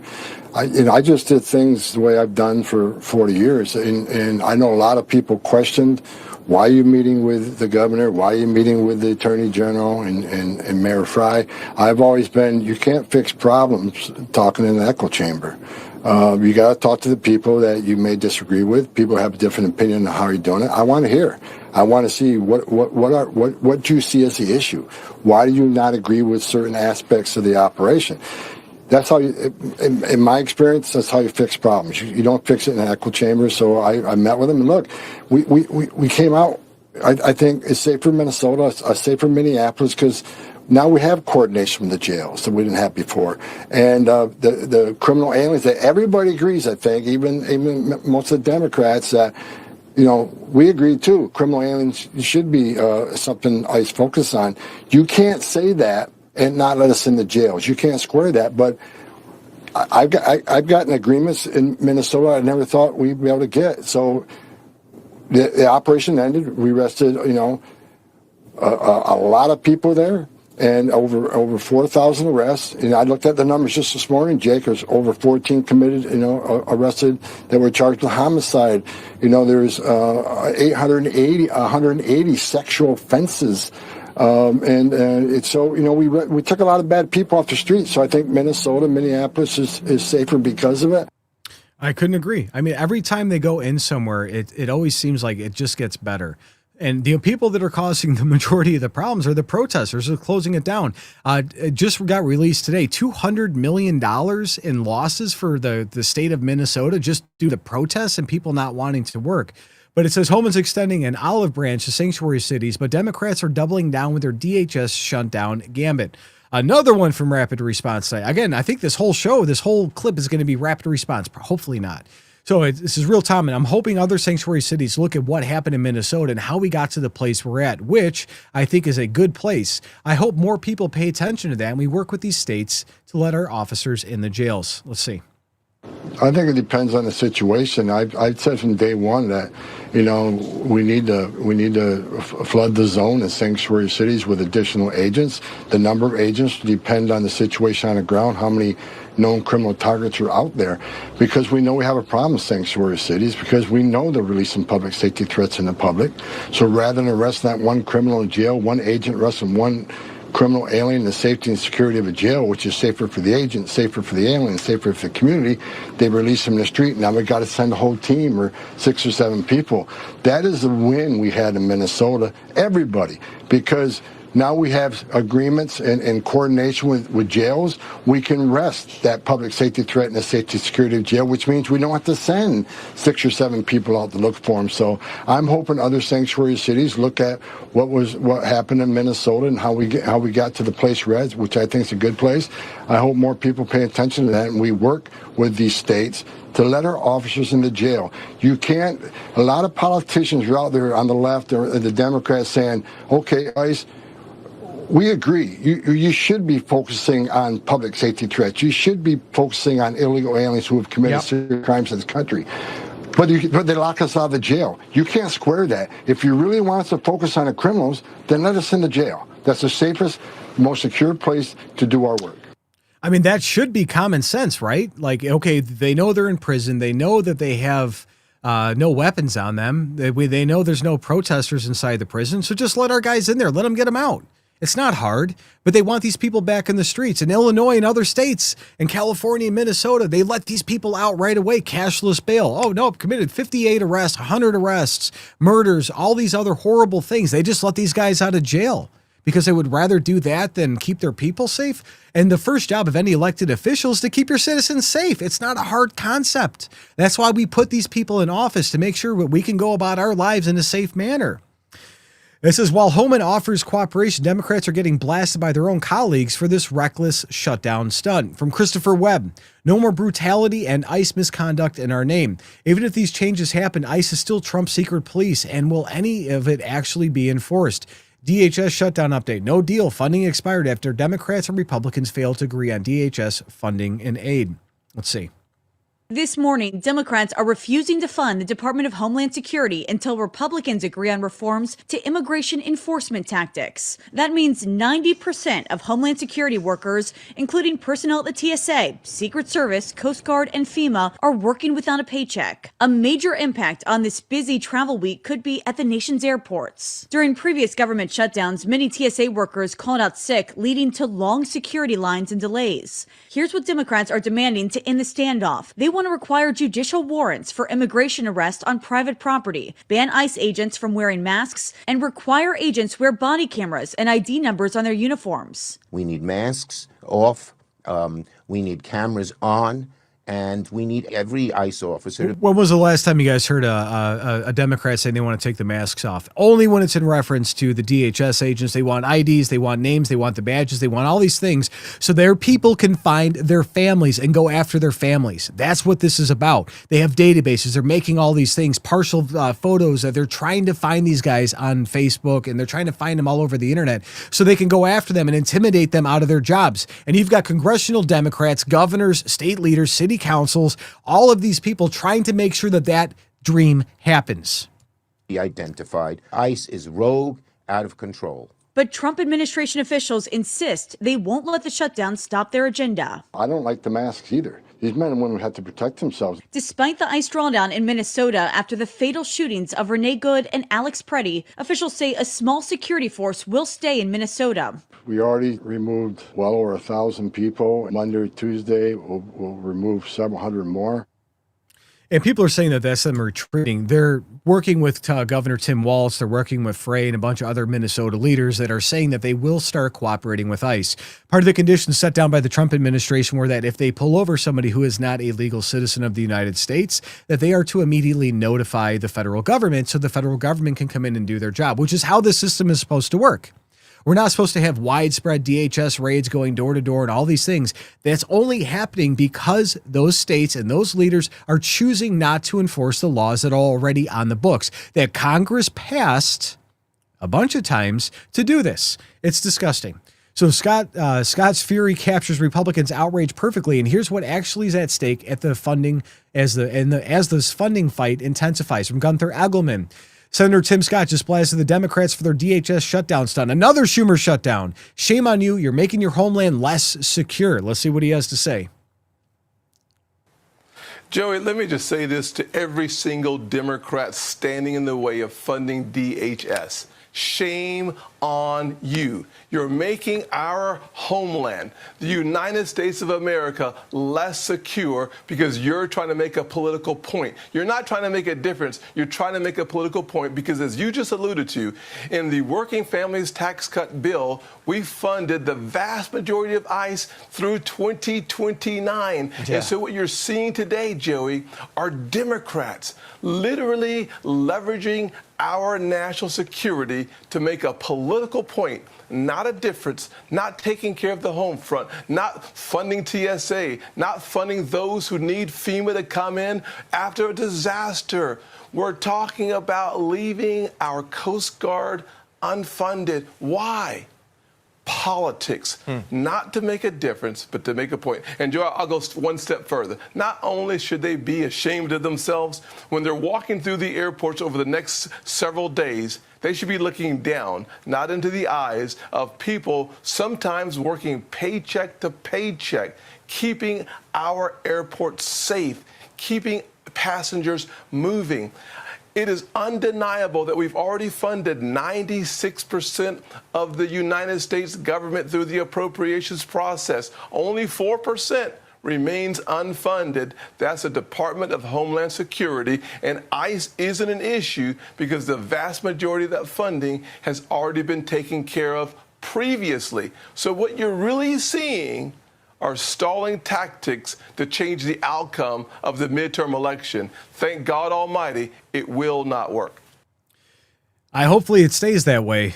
So the stakes are crystal clear from this OANN report. Republicans aren't backing down from this fight, nor should we back down. We have control of the Senate. We have control of the House. We have the president. And we're coming up on midterms. I think they need to go ahead and do this. From One American News, it says a partial shutdown looms after Senate Democrats blocked DHS funding, demanding new restrictions on ICE following deadly operations in Minneapolis. They're deadly because the protesters were trying to impede, you guys have seen all the clips. They were in the way of the agents, and they put the agents' lives in danger, and they responded as any law enforcement officer would, protecting themselves. And Republicans, accuse Democrats of political games while key agencies brace for disruptions. Check it out. And we've drawn a hard line in the sand on behalf of the American people, and we're not going to allow the Congress to cross it. ICE needs to be dramatically reformed. Okay, Dollar Tree Period. Obama. Full stop. A partial government shutdown to hit Saturday after Senate Democrats blocked a funding bill passed by the House. The standoff centers on immigration enforcement, with Democrats demanding new restrictions on ICE agents following deadly operations in Minneapolis. Republicans argue Democrats are just playing politics to appease their base at the expense of the American people. We sent them a bill that they asked for. We sent them exactly what they asked for, a bill that they agreed to fund. Then, to me, this is the same story we've had for the last several months. Senate Democrats break their word and come up with new things at the last minute after you've negotiated something. More than 90% of DHS employees, including ICE and Customs and Border Protection, will continue working, as those agencies received tens of billions in funding last year through President Trump's One Big Beautiful Bill. But TSA screeners, along with some FEMA and Coast Guard personnel, could be required to work without pay if the impasse drags on. Republican leaders say the shutdown does little to rein in ICE, but could disrupt travel, an emergency response. It's not going to shut down or impact ICE, which is one more reason why it is really asinine on the part of the Senate Democrats to come up with a whole new set. They've moved the goalposts. I mean, they actually were in agreement some weeks back, but now, for political reasons, they're going to do this. Lawmakers have left Washington for recess, though GOP leaders say they'll call members back if a deal is reached. Until then, the clock is ticking. For One America News, I'm Angel Russell.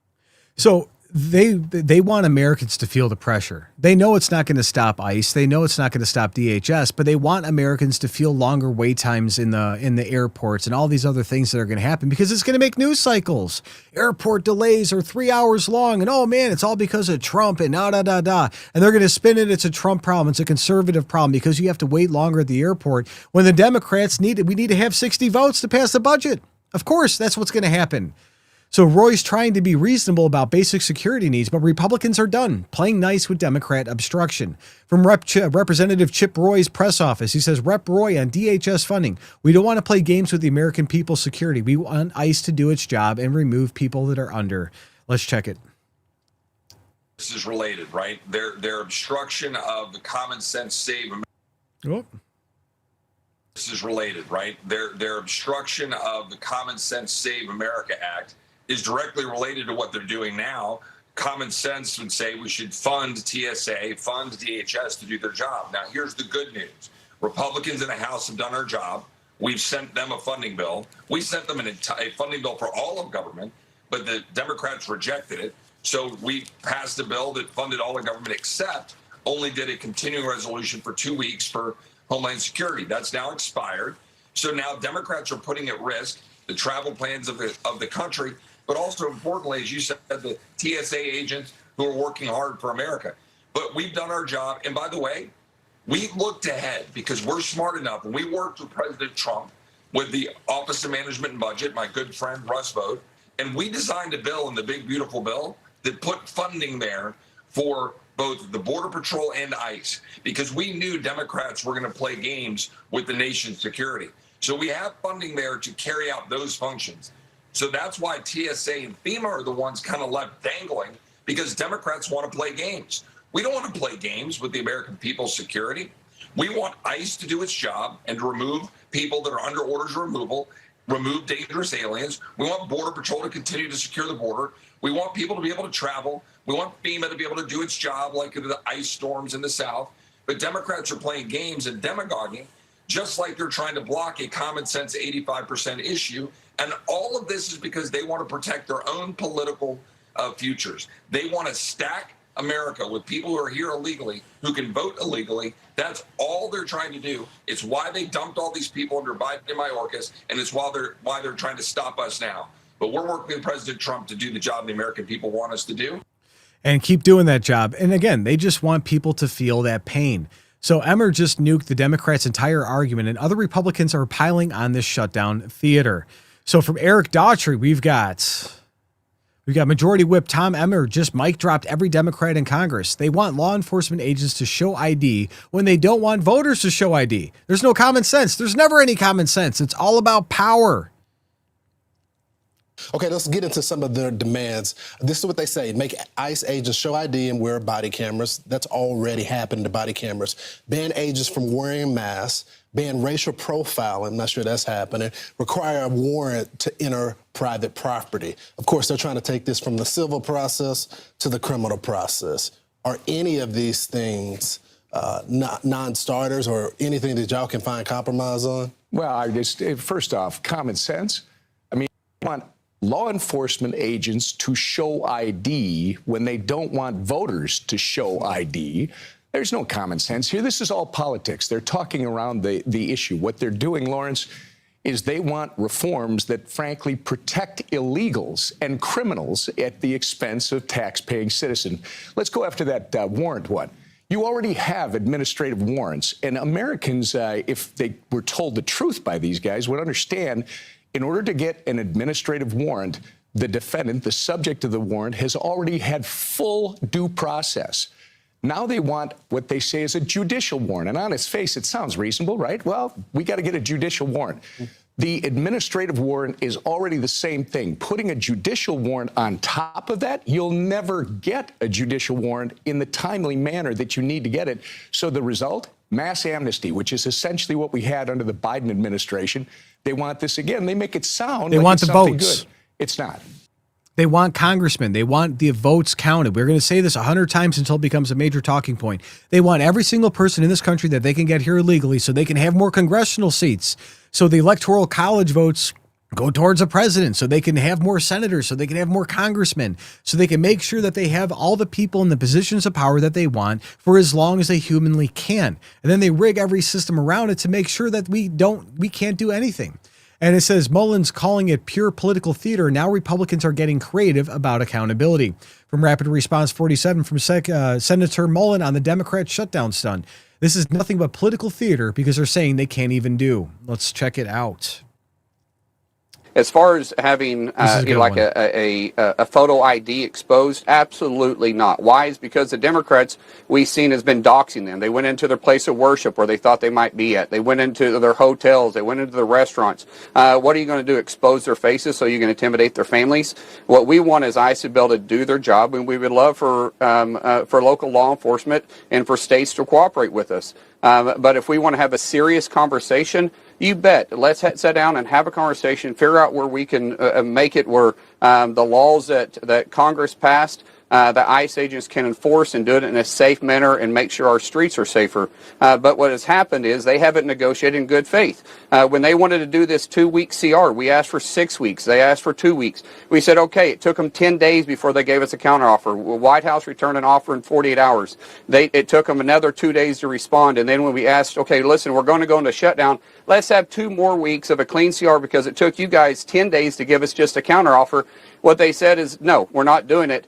And that's when I started saying, Jake, this isn't about actually opening DHS back. This is about waiting until the president is done giving the State of the Union, which is a week from Tuesday, which is why I said this is nothing but political theater, because what they're saying they can't even do. They're saying they're trying to keep ICE from doing their job. Mm-hmm. And as you admitted earlier, and because it's true, ICE and the Border Patrol is funded through the One Big Beautiful Bill up until 2020. And so the only thing they have to shut down is the federal agencies that I named, like FEMA and the Coast Guard and TSA. So they're shutting down thousands of workers for nothing but a talking point. So what they should do is move the Coast Guard out of DHS purview, put them back underneath the Pentagon's purview, and then continue down that road with that. But again, they don't care. They only want to do things that make Americans angry, and they can get big news clips about it, make Trump the bad guy again. Look what happened last time. They're going to do it again this time. But Scott's putting Congress on notice. This whole circus is getting the reality check that it deserves. From Derek Evans, Senator Rick Scott introduces a bill to stop Congress from receiving paychecks during government shutdown. Watch. September 30, I'm a business guy. I always pass budgets. And by the way, if you didn't do your job in business, you didn't get paid. You don't show up and do your job, you don't get paid. Why are we getting paid? We shouldn't get paid if we don't do our job. We need to figure out how to work together to get our budgets done. It's as simple as that. So you're going to offer legislation to not get paid during shutdowns? Absolutely. I already have a bill. We've got a bill that we don't get paid during the shutdown. Ron Johnson's got a bill that will never have shutdowns. That should pass also. But on top of that, what are the Democrats doing? This is a clean resolution. All we're doing is keeping the funding. Actually, the funding is too high. It's still the Biden funding. But I don't want to shut down government, so I support it. But the Democrats, they want to shut down for whatever reason. How is this good for the country? Nobody wins with a shutdown. I hear you. And what about people at home that aren't as politically engaged as you and I are? So, again, it's all about optics on that. So you got the post-millennial. It says, Ari Fleischer, if ICE were run by bunnies and Bambi, the Democrats would still say ICE is cruel. That's not even wrong. Watch. Well, you're right. ICE's mission will go on because they are still funded through the Big Beautiful Bill, which is something that Democrats don't want to talk about in this fight as they hold hostage FEMA and some other really important programs. You know, some of the demands we went over just now, including judicial warrants to be able to target a home, go inside of a home, unmasking ICE agents. These are things that Republicans are not willing to negotiate on. That's the stuff that we're seeing on paper. But there is still a whole flank of the Democratic Party that is calling to defund ICE. They want ICE gone altogether. They don't want reforms. They just want the agency completely disbanded. It's hard to tell what this party, how it feels about immigration enforcement anymore. We don't know where they're at. Yeah. Oh, I think it's easy to know where they are. They're against immigration enforcement. That's exactly why in the Biden years they looked the other way as millions of people entered America illegally, and they were content with it. They called them all asylum seekers and said they should be in America. Look, if ICE were run by bunnies and Bambi, the Democrats would still say ICE is cruel. Because they don't oppose the people who run ICE per se, they oppose ICE's mission. They oppose those who would enforce America's laws and make sure that if you come to America, you have to come here legally. You have to come here with a sponsor. You have to have the financial means to support yourself. You can't go on welfare. That's what everybody who waits online to come to America. But then there's this whole other cadre of millions of people that the Democrats want to come in illegally because it bumps up their numbers in the census, it bumps up the number of dollars that the federal government spends largely in urban districts, and it bumps up the number of representatives they have in Congress because the census counts those who are here illegally. That is the end game for the politicians in Washington who are Democrats. So it has nothing to do with ICE being cruel or any of that. They oppose ICE's mission. I could not have said it any better. And I've been saying that all night. I've been saying this for months.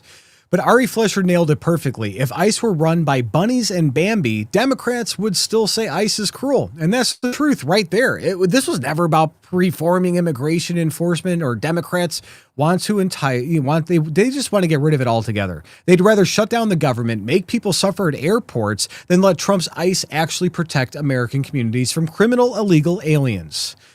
So the mask is off now. Democrats will sabotage essential government functions, hold FEMA hostage, and endanger federal agents, all to prevent immigration laws from being enforced. They're not the resistance, they're the obstruction. While Trump delivers real border security wins, they're throwing tantrums that hurt working families. This is exactly why Americans rejected their open borders agenda with Joe Biden and Kamala Harris and everybody else. And I want to know this. Do you guys think Democrats care more about illegal immigrants than American citizens? Let me know your thoughts on that in the comments. I want to see them pop up as soon as you can. And also, don't forget to check out the Next News merch shop for gear that shows where you stand with America First policies, not Democrat obstruction games. All right, guys. I saw Gary Franchi is in the chat. I don't know who else saw that, but he came in and he dropped 50 memberships for a bunch of people. And I think I just kept seeing the pings and pings and pings and pings next to me of all these different people getting memberships. So thank you very much to Gary Franchi, our leader and guy that's running everything, our big head honcho here. He's giving out free memberships to everybody. And if you're watching now, Gary, be safe in Canada. And we will be seeing some pretty cool special reports coming out of his thing that he's doing up there. You guys will see more about it. And we also have a $100 super chat from Gary Franchi saying, "You're doing great, Tom.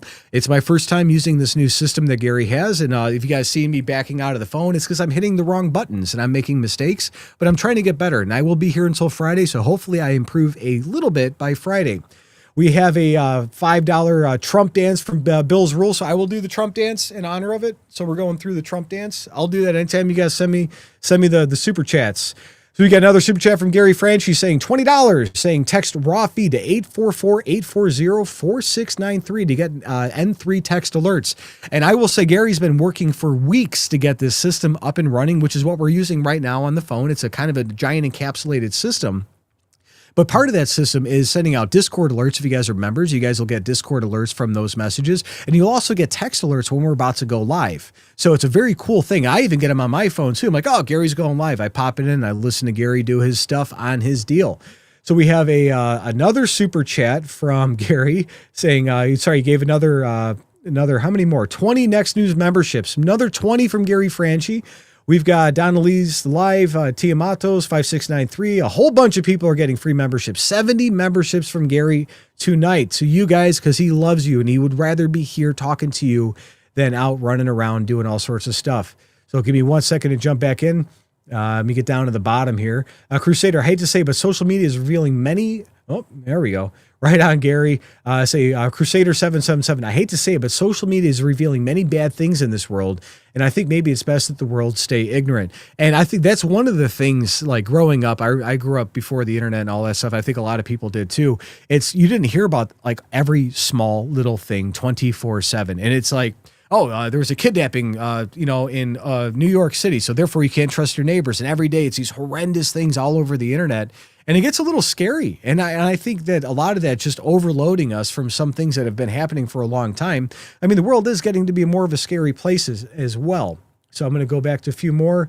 We've got from Deb Noble, wow, wow, wow. And I'll make sure to get those notifications as well. Yeah, Pothead Kenny. So every day, Pothead Kenny, he takes that, he copies it, he pastes it, he sends it out. He makes sure that everybody in the chat and in the Discord rooms know that we're about to go live. And Kenny, you're doing a great job. And Boyd and everybody else that's our mods online. And Jeremy, oh my, I need to have a list put over on the side so I could thank all the mods and our admins every single day. From lending, I don't need membership. In the end, I get your... You think I'm joking? That's funny. If the Democratic Party gets back into power, all Americans will be homeless. Lynn Margan Green. That's true. They were selling off a lot of houses during COVID. They wanted more rental properties than they wanted people owning houses. All right. So I'm going to get ready to get into topic 4 as soon as Brian's ready to pop it up here. I'm going to get all set up, guys, against a new system. I appreciate your time and patience with everything. All right. So Marco Rubio just delivered what many are calling the most presidential speech of the Trump era. Standing before world leaders in Munich, our Secretary of State didn't just talk foreign policy. He painted a vision of Western renewal that has political insiders buzzing about 2028. But there's something deeper happening here, and the establishment media is completely missing.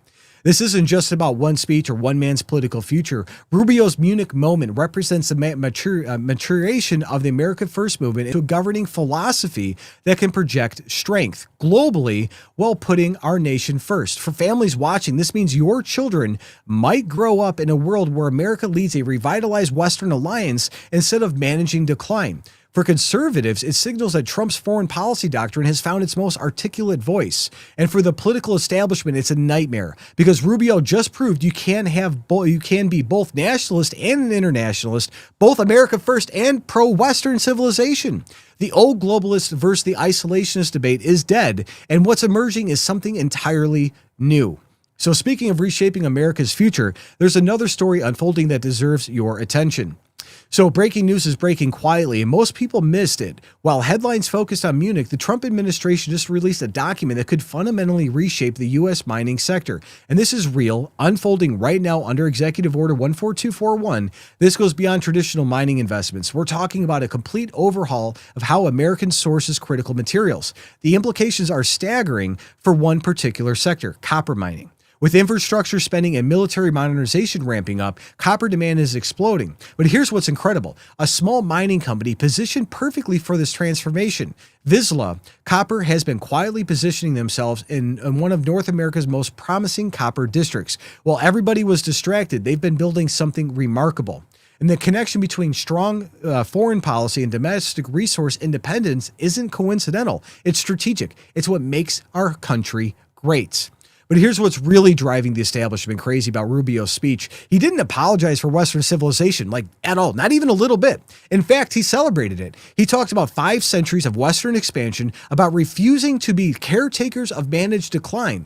This is language that would have gotten you canceled just 5 years ago. Now it's being delivered by America's top diplomat on the world stage. The Overton window hasn't just shifted, it's been completely reconstructed. So let's get into it here.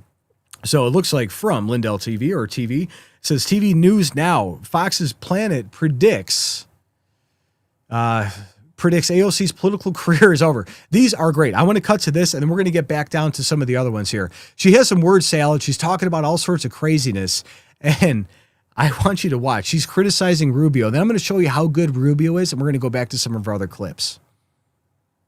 Check this out. Would and should the U.S. actually commit U.S. troops to defend Taiwan if China were to move? I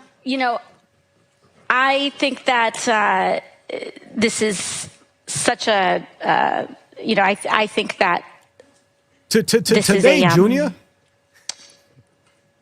This is, of course, a very long-standing policy. Dana, somewhere There's Yeah. a young lady with We're going to come back to that here in a second. I want to show you how good Marco Rubio did, how much the world leaders loved it. And from Salem News Channels, on the heels of Marco Rubio's Munich speech, Mike Gallagher asked a question many of us are now whispering. Has Rubio emerged as a presumptive 2028 GOP nominee over J.D. Vance? Potential? Maybe. Watch. Let me just flat out ask you, does Marco Rubio replace J.D. Vance as the presumptive 2028 nominee? There's a whole lot of people, a lot of smart people, who think that he sealed the deal in Munich. It was all about protecting Western civilization, all about the perils of mass migration, all about culture and protecting culture. It was an amazing speech. And for many people, this sealed the deal, and Marco Rubio is going to be the 2028 nominee, not J.D. Vance. A lot of people expected this to be a J.D. Vance, Marco Rubio ticket. Maybe that order just got flipped. Maybe it's Marco Rubio and J.D. Vance. And maybe Vice President Vance becomes the linear equivalent to Selena Meyer from the TV show Veep. Maybe he's going to be a perennial vice president, not president. What do you think? And they're both young men. Maybe 8 years of Marco Rubio and then 8 years of J.D. Vance. We'd do a lot worse than that, huh? I couldn't agree more on the fact that they're both incredible people. I don't know who's going to win the primary. We'll see. And, we still got 3 more years of Trump. I mean, we literally have 3 more years of Trump. Trump's only been in office for 13 months. So it says the opener sets up the central question, understand why Rubio suddenly presidential material. We need to hear what he actually said. That's got everybody talking. And Marco Rubio is just incredible. He's doing a spectacular job. I love every meme that, if you guys, I don't know, let me know in the comments if you've seen the memes of Rubio sitting on the couch, and for the halftime show, he's got like all the different like musical instruments on, like, hey, he's got to fill in for the halftime show, or he's got 50 different hats or 100 different jobs. He's a boss. He's running. It says, attention, Marco Rubio just destroyed the globalists for their absolute failure to achieve peace. No intention to insult, just the facts are ruthless. The United Nations has failed. No European country has achieved anything. The number one interest of the United States is protecting the U.S. Only comment is the United States' interest is to see the war end, and we want to do what we can to make it end. We're the only nation on earth that apparently can get both sides to the table to talk. I'm not here to insult anybody, but the United Nations hasn't been able to do it. There's no other country in Europe that's been able to do it. The United States has been successful at being able to get both sides to talk. I mean, for the first time, I don't know, in a number of years, you actually have at a technical level military officials from both sides sat down last week in the Middle East, and we'll restart those talks again in Geneva later this week. And, the Geneva talks and all these talks that they're doing over there, you have Italy just deployed their military to stop people coming over on boats and invading their country. That just happened this week as well. All of this is happening in the same time that Marco Rubio and our State Department, we've got the G7, we've got these conferences, we got Geneva, we have all these things happening right now. And America is telling the world, you were wrong. Look at Japan. Japan just banned a lot of things that were ruining their country. A lot of other European nations need to follow suit. So this is the substance, but watch how this Munich moment is already being weaponized by Trump allies who see Rubio as their 2028 golden ticket. From Eric Daughtry, it says, breaking, Democrats are growing worried about 2028 after Marco Rubio's wildly acclaimed speech, masterclass shutdown of a fake news reporter. They're worried he can form an unstoppable ticket with J.D. Vance, and they know, especially if they get rid of all the illegals and we have a better electoral college vote. Check it out. And let me just make one more point, because I think you asked him a question in order to see if you can get him against us with something about, you criticize. A lot of countries didn't like what we did in Venezuela. That's okay. That was in our national interest. I'm sure there's something he'll do one day that we don't like, and we'll say, hey, we didn't like you did this. So what? That doesn't mean we're not going to be friends. We're not going to be partners. We're not going to be able to cooperate with one another. Countries express their opinion all the time. We have very close allies that didn't like what we did in that regard. I can tell you what, it was successful. We're proud of it. It was necessary because the guy was a narco-terrorist, and we made him a bunch of offers, and he chose to tore them out. And look what's happened in Venezuela in the 6 weeks since he's been gone. Okay, now it's got a long way to go.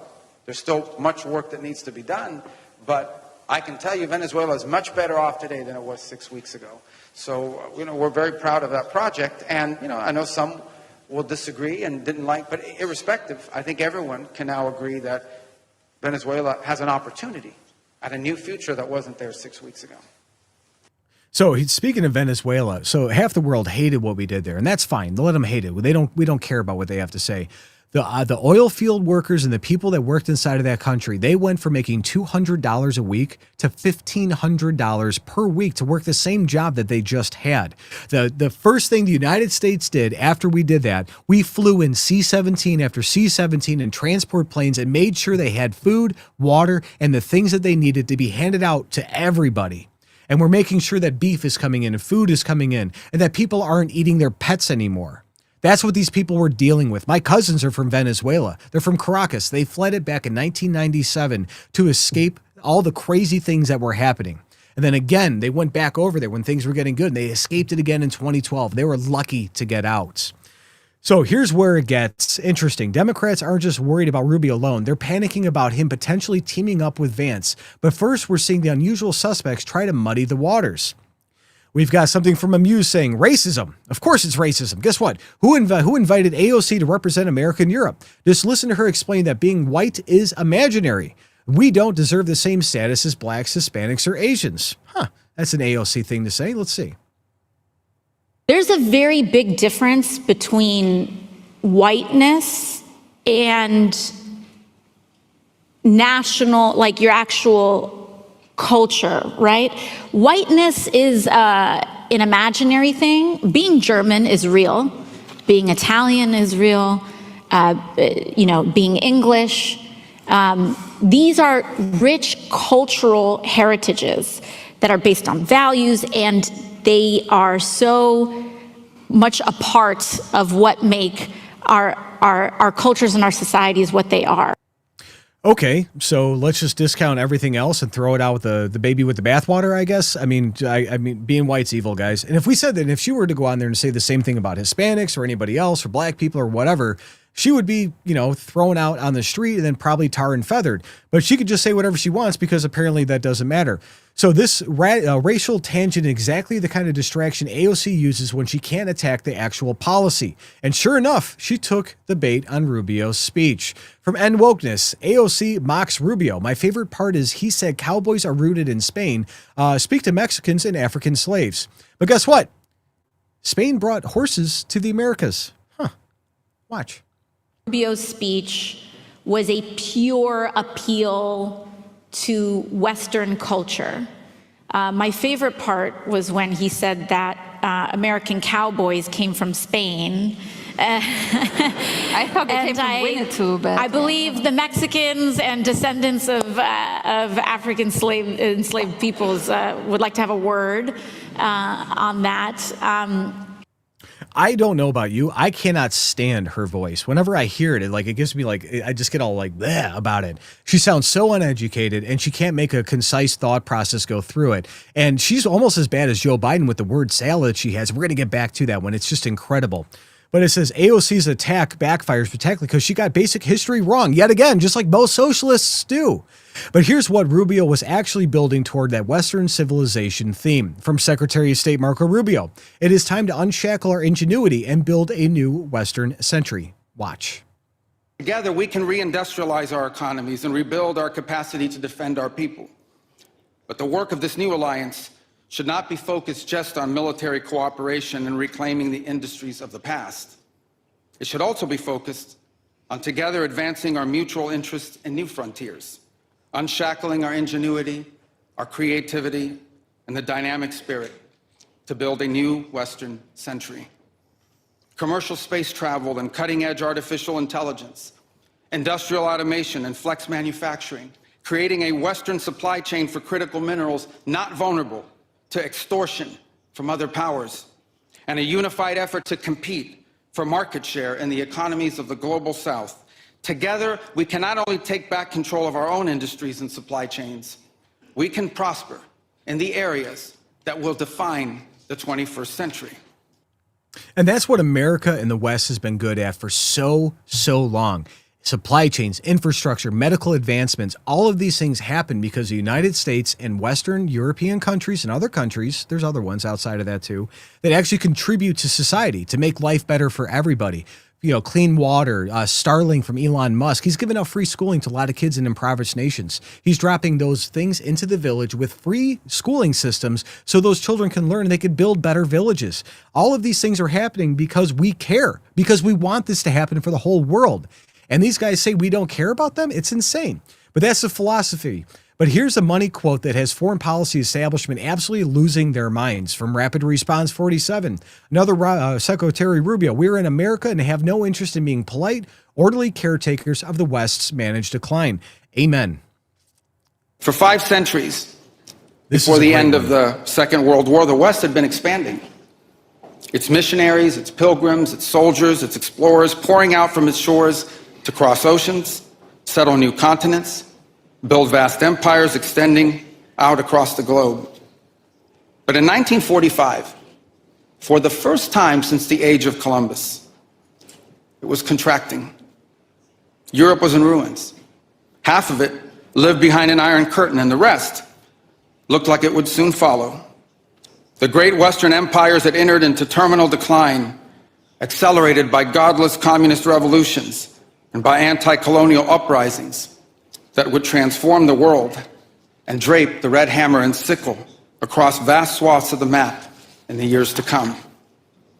Against that backdrop, then as now, many came to believe that the West's age of dominance had come to an end, and that our future was destined to be a faint and feeble echo of our past.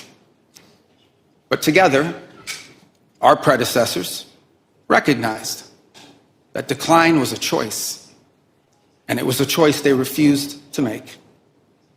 This is what we did together once before, and this is what President Trump and the United States want to do again now, together with you. And this is why we do not want our allies to be weak, because that makes us weaker. We want allies who can defend themselves so that no adversary will ever be tempted to test our collective strength. This is why we do not want our allies to be shackled by guilt and shame. We want allies who are proud of their culture and of their heritage, who understand that we are heirs to the same great and noble civilization, and who together with us are willing and able to defend it.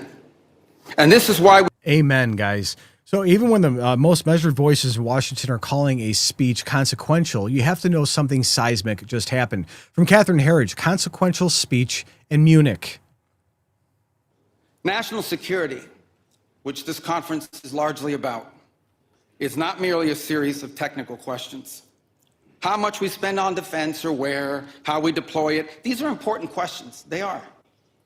But they are not the fundamental one. The fundamental question we must answer at the outset is, what exactly are we defending? Because armies do not fight for abstractions. Armies fight for a people. Armies fight for a nation. Armies fight for a way of life. And that is what we are defending.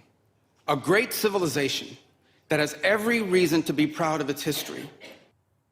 And when you swear into the military, you swear an oath to the Constitution. You don't swear an oath to, the flying spaghetti monster. You don't swear to Republicans. You don't swear to Democrats. You go out and you fight to protect the American ideal, our way of life, our republic, our Constitution, our freedoms, and our ability to help share that freedom to the rest of the world when they need the help or when they want the help.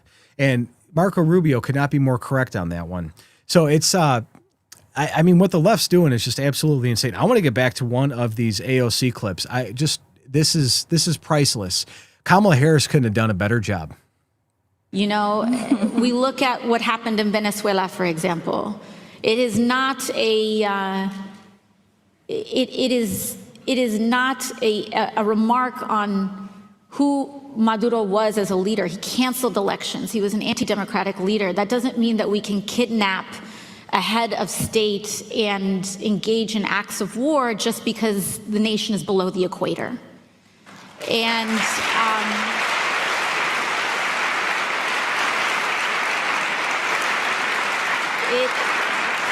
and by the way, Did you guys see on the left side of the screen there where it showed where the equator was and it showed where Venezuela was? I'll show it up here. Yeah. Well, that's funny. The equator's there and Venezuela's north of it. Huh. AOC, you can't read a map either. I'm going to get a little bit into just a tiniest bit of some of these word salad deals. Okay, no. You go there to be seen because you want to show that you have foreign policy chops in order to run in 2028. That is the only reason to go. That's why Gretchen Whitmer went as well. Charlie, it was not a good day. You're going to attack the president, and you're pushing, as you always, if someone says your name wrong, you're quick to correct them on whether they said the pronunciation. Yeah. And then you're going to bring up Venezuela, and you don't know where it is. Yeah, you would think that, she would be prepared to answer a question about our biggest geopolitical adversary on the planet, especially compared to the sterling performance that Rubio put on there. And I mean, she doesn't even know where China is on a map, most likely. So, but the most telling moment was when Rubio declared decline was a choice, and it's a choice America refuses to make. That's not diplomat speak. That's presidential rhetoric. The 2028 race just got the first real contender, and he's not even officially running yet. The question isn't whether Rubio will run, but whether anybody can stop him from inheriting Trump's movements. So Marco Rubio just showed the world what America First foreign policy looks like when it's fully mature and confidentially articulated. This wasn't just a speech, it was an audition for leader of the free world. While Democrats fumble with pronouns and climate anxiety, Rubio is talking about building a new Western century. And the contrast couldn't be starker. And 2028 suddenly feels a lot closer than it did yesterday. So tell me, do you think Rubio's Munich speech was a preview of his 2028 presidential campaign? Let me know your thoughts on that below. And while you're at it, check out the Next News merch shop for gear that celebrates the America First movement that is reshaping our world. All right, back to the chats. You saw we had a nice dad joke come in here from Curio2369. What's the difference between a rabid dog and a lawyer? The dog only takes one arm or leg. That's 100% on point. I love it. Oh, what do you guys think? Let me know in the chats while we're in it real quick. I'm seeing them pop up here. Do you think it'll be J.D. Vance and Marco Rubio on the ticket? Would it be J.D. Vance and Don Jr., Jr. with Rubio? I think Rubio's going to have a place in upper echelon politics for quite a while. So we've got salty nationalists. Aneurysms ain't no joke. I heard he had to take out his trash earlier too. We've got Forrest Gump hidden dog whistle messages regarding the Democrat Party from Crusader 777. Oh, we got all sorts of cool stuff here. I'm going to load up topic 5 while we're scrolling. Praying for Jenny. Praying for you, Jeremy. Jeremy, I'm praying for you. I don't know what's going on, but I'm praying for you as well. I'm trying to scroll back to see if we can get it. We got Salty National saying Tyson, Dave. I cannot stand AOC's voice. Anytime I hear it, it just like it's grating against me. I don't know if you guys feel the same way. I'm assuming that's probably the case. For Miss Pothead Kenny, God bless Angie, Gary, Angie, Brian, Todd, Thomas, and everybody. Mother's Love 1829 says, I think Vance and Trump Jr. would be great. I think that'd be a good ticket also. Vance and Chuck Liddell from Tyson Curie. I think Chuck... we should see Chuck run for Congress and then see Chuck Liddell go and be like, and see somebody push him and he'd just be like, you know who I am? He wouldn't back down for anything. And I know N3 should be there for the 250th birthday this summer. And there might be, we might get a chance to run into Chuck Liddell if that's there. Pada Kenny it says, awesome, Thomas, we miss you. And I missed you guys too. Gary's got to have me come out more often. You got to invite me, Gary, if you're still watching. I had Julie Cooper. I had 3 brain bleeds and a medically induced coma for 3 weeks. Try it again, Satan. Julie, we will have you in our prayers tonight, and I will be leaving a note too. I know the franchises pray every night for as many of the viewers as they can when they see things like that pop up, and same thing in my household too. So you will be absolutely included in our prayers tonight, and I hope God has an excellent recovery for you. All right, I'm going to get ready for topic 5, Bri. If you're ready, I'm ready, and we'll get ready to close out this night, guys. So give it a couple seconds here. We're getting set up. So while Gavin Newsom jets around Europe telling world leaders that Trump is temporary and promising to restart the climate money laundering machine, investigators back home just uncovered something explosive. $5 million in California taxpayer money allegedly funneled directly to an office run by his own wife. Shocker. And now Spencer Pratt and 70 lawyers whose homes burned in the LA fires are coming for him with everything that they've got, and they don't play games. So this isn't just about corruption. This is about the entire Democrat establishment's 2028 presidential plans crumbling in real time. Newsom positioned himself as a climate crusader who would pick up where Biden left off, promising European allies that America would double down on green policies once Trump is gone. But if these allegations stick, his political career is over before it even starts, before it starts for the presidential side at least. We're talking about a sitting governor potentially stealing millions of dollars while his state burns and homelessness explodes. The same guy who wants to be president can't even manage California without allegedly looting the treasury. This could reshape the entire Democrat primary race and expose how deep the corruption runs in blue state politics.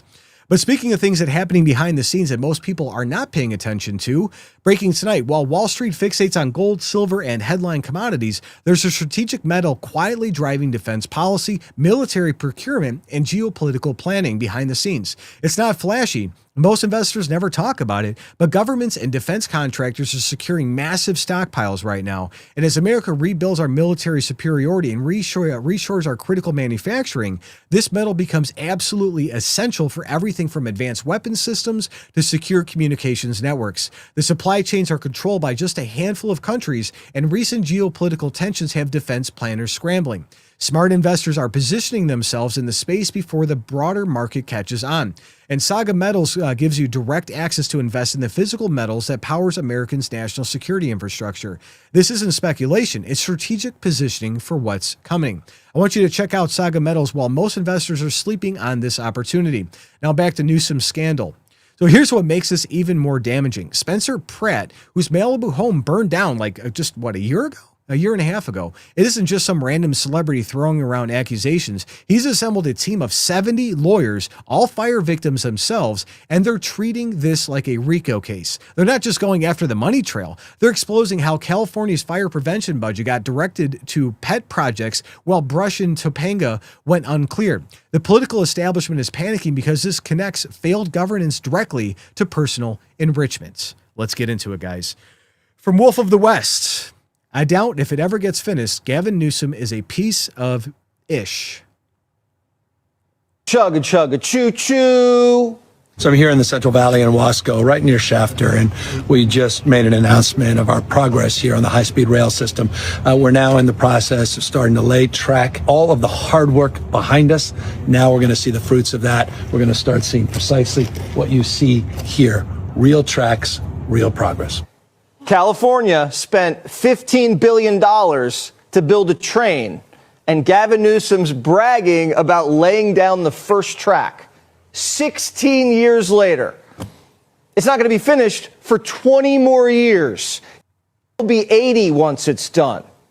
And it's going to cost over $135 billion. It's on pace to go down as the biggest boondoggle in American history. And Gavin's sitting there with a smile on his face like he just finished the Hoover Dam. Even the Daily Show's laughing at him. To get back on his feet, Gavin threw himself into his role as mayor, tackling homelessness. We better solve the housing problem. And high-speed rail. We'll be back in 2017 celebrating this completion. Always yearning for a larger part, Newsom soon landed the role of California's official understudy, Lieutenant Governor. Now he could focus on exciting new projects like ending homelessness and building high-speed rail. This is the biggest infrastructure project in California's history. Can you imagine this guy gets his hands on the federal budget? This guy spends like a Kardashian, and he crosses his legs like one. I was about to comment on that. I was going to say, if I sat like that, I probably wouldn't be able to walk right for a few days. So the opening criticism sets up perfectly for our next tweet, where Elon Musk delivers his own brutal assessment of Newsom's leadership. From Planet of Memes, Elon Musk, Gavin Newsom is like the Joker from Batman, and California... Sorry, so somebody's trying to log in. And California is like Gotham City, where the criminals run the city and the citizens are arrested. Check this out. Yeah, no, honestly, he's the goddamn Joker. Gavin Newsom is like from the Batman Dark Knight, the Joker is in charge of Gotham. You remember when he took over New York, basically. and the criminals roam free and the citizens are arrested. That's California. That's I mean, it couldn't be any clearer than that. I love how Elon Musk can just like encapsulate it, wrap it into popular culture, then throw it back in there. But I mean, could you imagine any other politician getting reelected for as many times as Newsom's been reelected over this high-speed rail thing? $15 billion gone. They haven't done anything. And in the clips there, they were showing regular speed trains like Amtrak's or whatever instead of like a high-speed thing. For Musk's scathing comparison, we're seeing this sentiment isn't limited to tech billionaires. Even pop culture icons are piling on. From Sarah Sizzle, just one of the reasons Nicki Minaj is not impressed with Gavin Newsom, and she's not wrong for it. With Newsom, it's the fact that with everything you said, but then having the audacity to be playing on Twitter, obsessed with Trump, trying to be Trump, trying to be funny when it's not, and then wanting to roll around in the mud with female rappers or whomever and completely missing the plot. That's the thing. You are competing with President Trump, but President Trump is already the president. Get it? He's already done it twice. He's won. Good. Okay. He's won 3 times. Let's not lie about that. So celebrity critics are one thing, but our next source reveals there might be concrete evidence behind all this anger going towards Newsom. He does look like a bad car salesman. You know, he does like a bad car salesman or like one of those like pastor guys that talks about needing a new G4 jet or something like that. For Mike Netter, Newsom and the Democrat legislature know if the true scale of fraud in California comes to light, his presidential campaign is over. That's why he's pushing legislation to hide high-speed rail records. We've already know about $32 billion in EDD fraud, billions with SNAP and Medi-Cal things. You see this here. So it looks like $32 billion COVID relief money fraud, $24 billion in unaccountable homeless relief, $18 billion in high-speed fraud of track laid, zero track laid, $2.5 billion food stamp fraud, $650 million 911 system that never worked, just like everything else. These guys, they do things that doesn't work and they want the money. Just like if one thing Trump and these guys can do is make sure that when you're giving out federal dollars to California and other states for homelessness, that actually it incentivizes the reduction of homelessness because they get paid more money when there's more homeless people. So, of course, why would they get rid of the people that's giving them so much money? All the NGOs and these nonprofits, they get paid big cash and they give kickbacks to guys like that.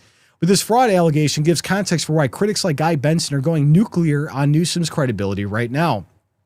From Gunther Engelman, LMFAO, laughing my butt off. Guy Benson appeared on Fox and obliterated Gavin Newsom for the homelessness that exploded in California under his rule. He is a shape-shifting character. You know, we do know that. President Obama also made a lot of news this week, and let's just pick this one, and that was on dealing with homelessness.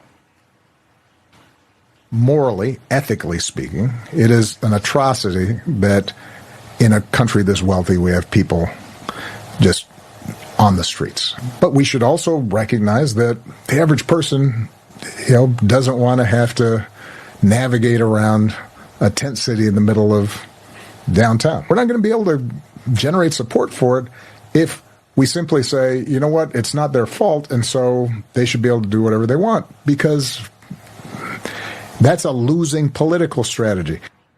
Do you think that Gavin Newsom would pick up on that? I think Gavin Newsom will pick up on anything that he wants to in order to win, right? And he will reshape himself. He is this shape-shifting character, even week to week, based on what he thinks people want to hear. And notice the last few words of that little mini lecture from Barack Obama. And I don't totally disagree with what he said, but he said this is a losing electoral proposition. It's about campaigns, winning or losing. I think what the Hillarys, Obamas, and others of the world, they want their party to win elections by doing what, for example, Democrats in Virginia, like Abigail Spanberger, did. Talk a good game from sort of the center left, emphasize affordability, sound very sensible and somewhat moderate, and then win all the power, and then go hard left and implement whatever they want to do. Yeah, that's the model. A mystery. But I think nationally they feel like, that's what I'm saying. Yes, step one is winning the election. Step two is all the left-wing stuff that they want to do. So if they've got a full But then everybody's going against Trump right now, who's doing every single thing that he said he was going to do. He does it. They have lists online, check mark, border closed, boom, inflation, boom, all these things that are happening in the right direction. And these Democrats are going to sit there and go back to the same thing that they've been doing forever. Lie to us, see what the polling's doing. And they're only talking about this because the polling is going in a certain direction, knowing that Americans are aligning with Trump right now on inflation, on border security, on the job markets, reshoring manufacturing. Trillions of dollars are flowing into the nation. Our children and our grandchildren are going to be better off for what's happening right now with our current president of the United States. And it's only through his leadership that we are not a defunct nation. Could you go back in time and imagine if Kamala Harris was president right now? We would not be having any of the talks we're having right now. We probably would be eating our pets, just like they're doing in Venezuela. So Benson's character assassination leads us perfectly into the bombshell evidence that could explain why Newsom keeps shapeshifting on the issue. He does look like a shapeshifter. From Wall Street Apes, independent researchers have now found that $5 million was funneled by Gavin Newsom to his wife's office that he created. Just like every other major Democrat out there, they're always feeding it back to their people, their campaign staffers, and their other guys. Now Spencer Pratt has put Newsom on notice, telling him you're never going to be president, that he has nothing but time for the next 3 years to ensure that it doesn't happen. His team of 70 lawyers, these are his neighbors whose houses burned too, in case you didn't know. They're all working together, and Newsom is the spokesperson for the whole operation. They found the office of the first partner, who is run by Newsom's wife. So instead of clearing the brush in Topanga, they would have prevented the fires in the Palisades. They donated their money to themselves. Over $5 million has been donated to the office of the first partner. Again, that's his wife and him. They've been stealing from California. This is just the beginning. This is why I think all of a sudden we have Harris coming out of nowhere saying she's not going to be the governor. She's actually going to run for president, because at the end of this, Newsom could be done. If they are able to get all the information on Newsom out, he may be done. And I love that he told him, dude, I'll make sure you never become president, because it's that whole team of lawyers saying, we'll make sure you'll never become president. But again, all of these things coming out, all this stuff happening, all this stuff. Where are the arrests? What are you doing, Trump administration? You know Tim Walz was involved. You know all of these people, Mayor Frey was involved in all the corruption and scams and everything else. Why aren't these people in jail? Because they're elected officials? Who cares about the consequences? If they're in the Epstein files, arrest them. We want to see this happen. This is what the American people want. And this $5 million revelation about his wife's office sets up our final tweet about why Newsom's presidential ambitions make this scandal so dangerous. From Wall Street Apes, Gavin Newsom must never become president. Gavin declared at the Munich Security Conference that Donald Trump is temporary, and when he's gone, America will double down on climate policy. He's telling you he's going to restart the unlimited climate change money laundering scam that's been in place for a very, very long time. Governor Gavin Newsom called on world leaders today to look forward to a future without President Donald Trump.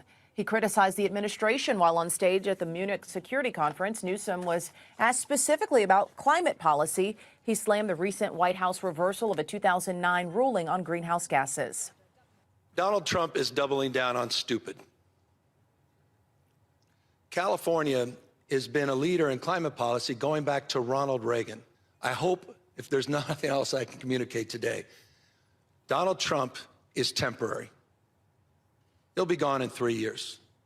California is a stable and reliable partner in Trump's this policies space. are going to be here for a lot longer, Newsom. This is video of top international security leaders arriving at the conference. In addition to Newsom, several other prominent Democrats thought to be considering 2028 presidential runs are also attending to strengthen ties with European allies. So the timing couldn't be worse for Democrats. Just as Newsom was positioning himself as Trump's eventual replacement, telling European leaders to wait it out, his entire political future is imploding. Kamala Harris suddenly announcing she won't run for governor, but will run for president in 2028? That's not a coincidence, folks. That's rats fleeing a sinking ship of California. The Democrat establishment knows what is coming. So this is why the swamp fears Trump so much, because when America First policies work, it exposes just how corrupt and incompetent these career politicians really are. And while Trump delivers results, guys like Newsom create disasters, then allegedly pocket millions of dollars while their states burn. I had to say allegedly, But California deserves better than a governor who treats the Treasury like a personal piggy bank while lecturing the world about leadership. The investigation is just beginning, and if Spencer Pratt and his legal team have their way, Newsom's presidential dreams are over before they start. So tell me this, do you guys think Newsom will survive this scandal? Or is his political career finished? I want to see him in jail if this is real. Let me know in the comments. And while you're down there, guys, check out the Next News merch shop for the latest America First gear. Let's go ahead and check it out. All right, back to the chats for a second, guys. We're going to get ready to close out. Sorry we got started a little bit late today. We got Karen Finley saying, stay safe in Canada, Gary. We love you. I will make sure he sees that. I'll send it over to him. We've got Newsom is #1 on stupid, yes. Hey, Newsom, I love the middle finger coming up from Bill's Rules. You know, it's amazing that all of these things are coming out, all the scandals, all the corruption. You see all this money getting back to Democrat politicians, and you see these guys in the Somali fraud in Minnesota, for example, and you see with those people that they're donating to are Tim Walz, they're all these state reps, state senators, all these the city council members, all these things that were putting money right back into them. So how, and these like Ilhan Omar, they're passing laws to make sure that this stuff can even happen. So like when they're doing this, it's insane. How come they're not in jail? I want to see them go to jail. I mean, maybe they're waiting until July for midterms. I don't know. I want to see it now. If it happens now, put them in jail now. It's insane. From Prism, arrest those traitors. Could not agree more. Literally what I was just saying. And Blill's Rule says, I want to see a Newsom AOC Democrat ticket. They will be as effective as a fart in a tornado. It would be funny to watch. I would say that. Karen Finley, God will win. Other people saying, Tom, exactly. Where are the arrests? I couldn't agree more. Arrest them all. I don't care who's in the Epstein files. I don't care who it is. Put them in jail. Get them out of here. Arrest them. Yeah, Thomas Pritzker just resigned from Hilton Hotels today. Was it Hilton? Whatever hotels that they own. I think it was Hilton or Hyatt's or something like that. He just resigned today. Anderson Cooper's leaving CNN. Not sure if it's related to the Epstein files. They arrested people in Europe over just appearing inside of the documents. And if you guys are online, I'm not advocating. I don't know how strong your stomach is. They released 3.5 million pages of the Epstein files, and it is insane. It's horrible. I can't even say 95% of what's in there on it, but just scroll on X, look up the Epstein thing, look up, I can't say some things. You're going to see it. It's disgusting. It's sickening. I lost sleep over some of the things that are in there. And I want those people in jail. They have 3.5 million pages. The Department of Justice just gave a list of names to Congress, and there are pages and pages, triple columns of these people that appear in these documents. Arrest them. Don't give us UFO disclosures. Don't give us more shiny objects that are going to keep us distracted. Put them in jail. Do the job. And Crusader says, half the government needs arresting. Excellent. I couldn't agree more. And I'm sorry that I made a lot of mistakes tonight, guys. I will get better. I promise you tomorrow night's show will be good. Don't know what time we're going to get up there, but there's a lot of cool stories breaking right now that I've been kind of keeping an eye on before we got going. And it's going to be a wild, wild time. So I'm ready for the close, Bri, if you are. Cool. And there you guys have it, folks. 5 stories that perfectly illustrate the battle for America's soul playing out right in front of us.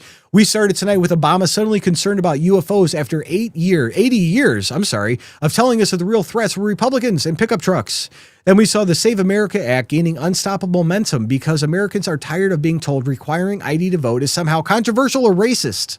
Democrats responded by literally shutting down DHS to protect criminal aliens from ICE operations, choosing to let the rest of us get in trouble or be potentially hurt, and also choosing foreign lawbreakers over American families every single time. It seems to be the case. They want those congressional seats.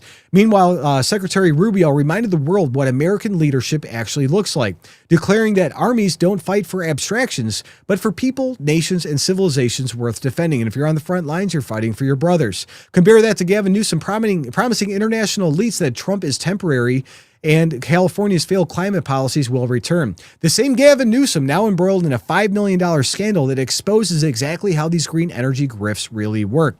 I want you guys to see, do you notice the pattern? On one side, you have leadership fighting for American citizens, securing our elections, protecting our borders, making sure it's fair for everybody, that Democrats and Republicans are protected, and projecting strength abroad. And on the other side, you have politicians more concerned with impressing foreigners and having the right pronouns than serving Americans, more interested in protecting criminals than protecting our families, and more focused on climate scams than actual solutions.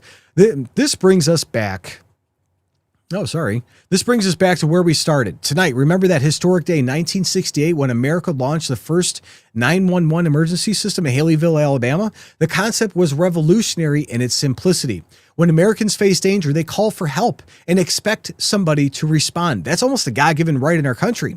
And that system alone saved countless lives because it was built on a fundamental principle that government exists to protect its citizens. It is its first and only, it is the thing that we trust and we rely on day to day, that they are doing their jobs. But today we're watching half our political class reject that basic concept. They wanted to fund the very agencies that respond when Americans call for help. They want to flood our communities with people who shouldn't be here while making it impossible to verify who's voting in our elections. They've completely abandoned the idea that government should serve American citizens first, and it's disgusting. And if you think it's disgusting, put it in the comments. But here's a brutal truth that can't hide. American strength is returning. President Trump's policies are working. His team is delivering results that are staggering. The American people see through their games, and we're not going back. The choice has never been clear. We can choose leaders who put America first, or we can choose politicians who put America last. We can demand election integrity, or we can accept fraud as normal. We can support ICE agents protecting our communities, or we can side with the criminals they're arresting. And Patriots, guys, grab your gear at shop.nextnewsnetwork.com and show the world where you stand. Thanks to all of our Super Chat supporters and everybody contributing through Rumble Rants, and Gary Franchi for giving out 70 free memberships. You guys all make this fight possible. So the emergency system works when people respond to the call. America is calling, and we're responding with the truth. I'm Tom McCullough filling in for Gary Franchi. This has been The Rod Freed. Stay free, and God bless each and every one of you.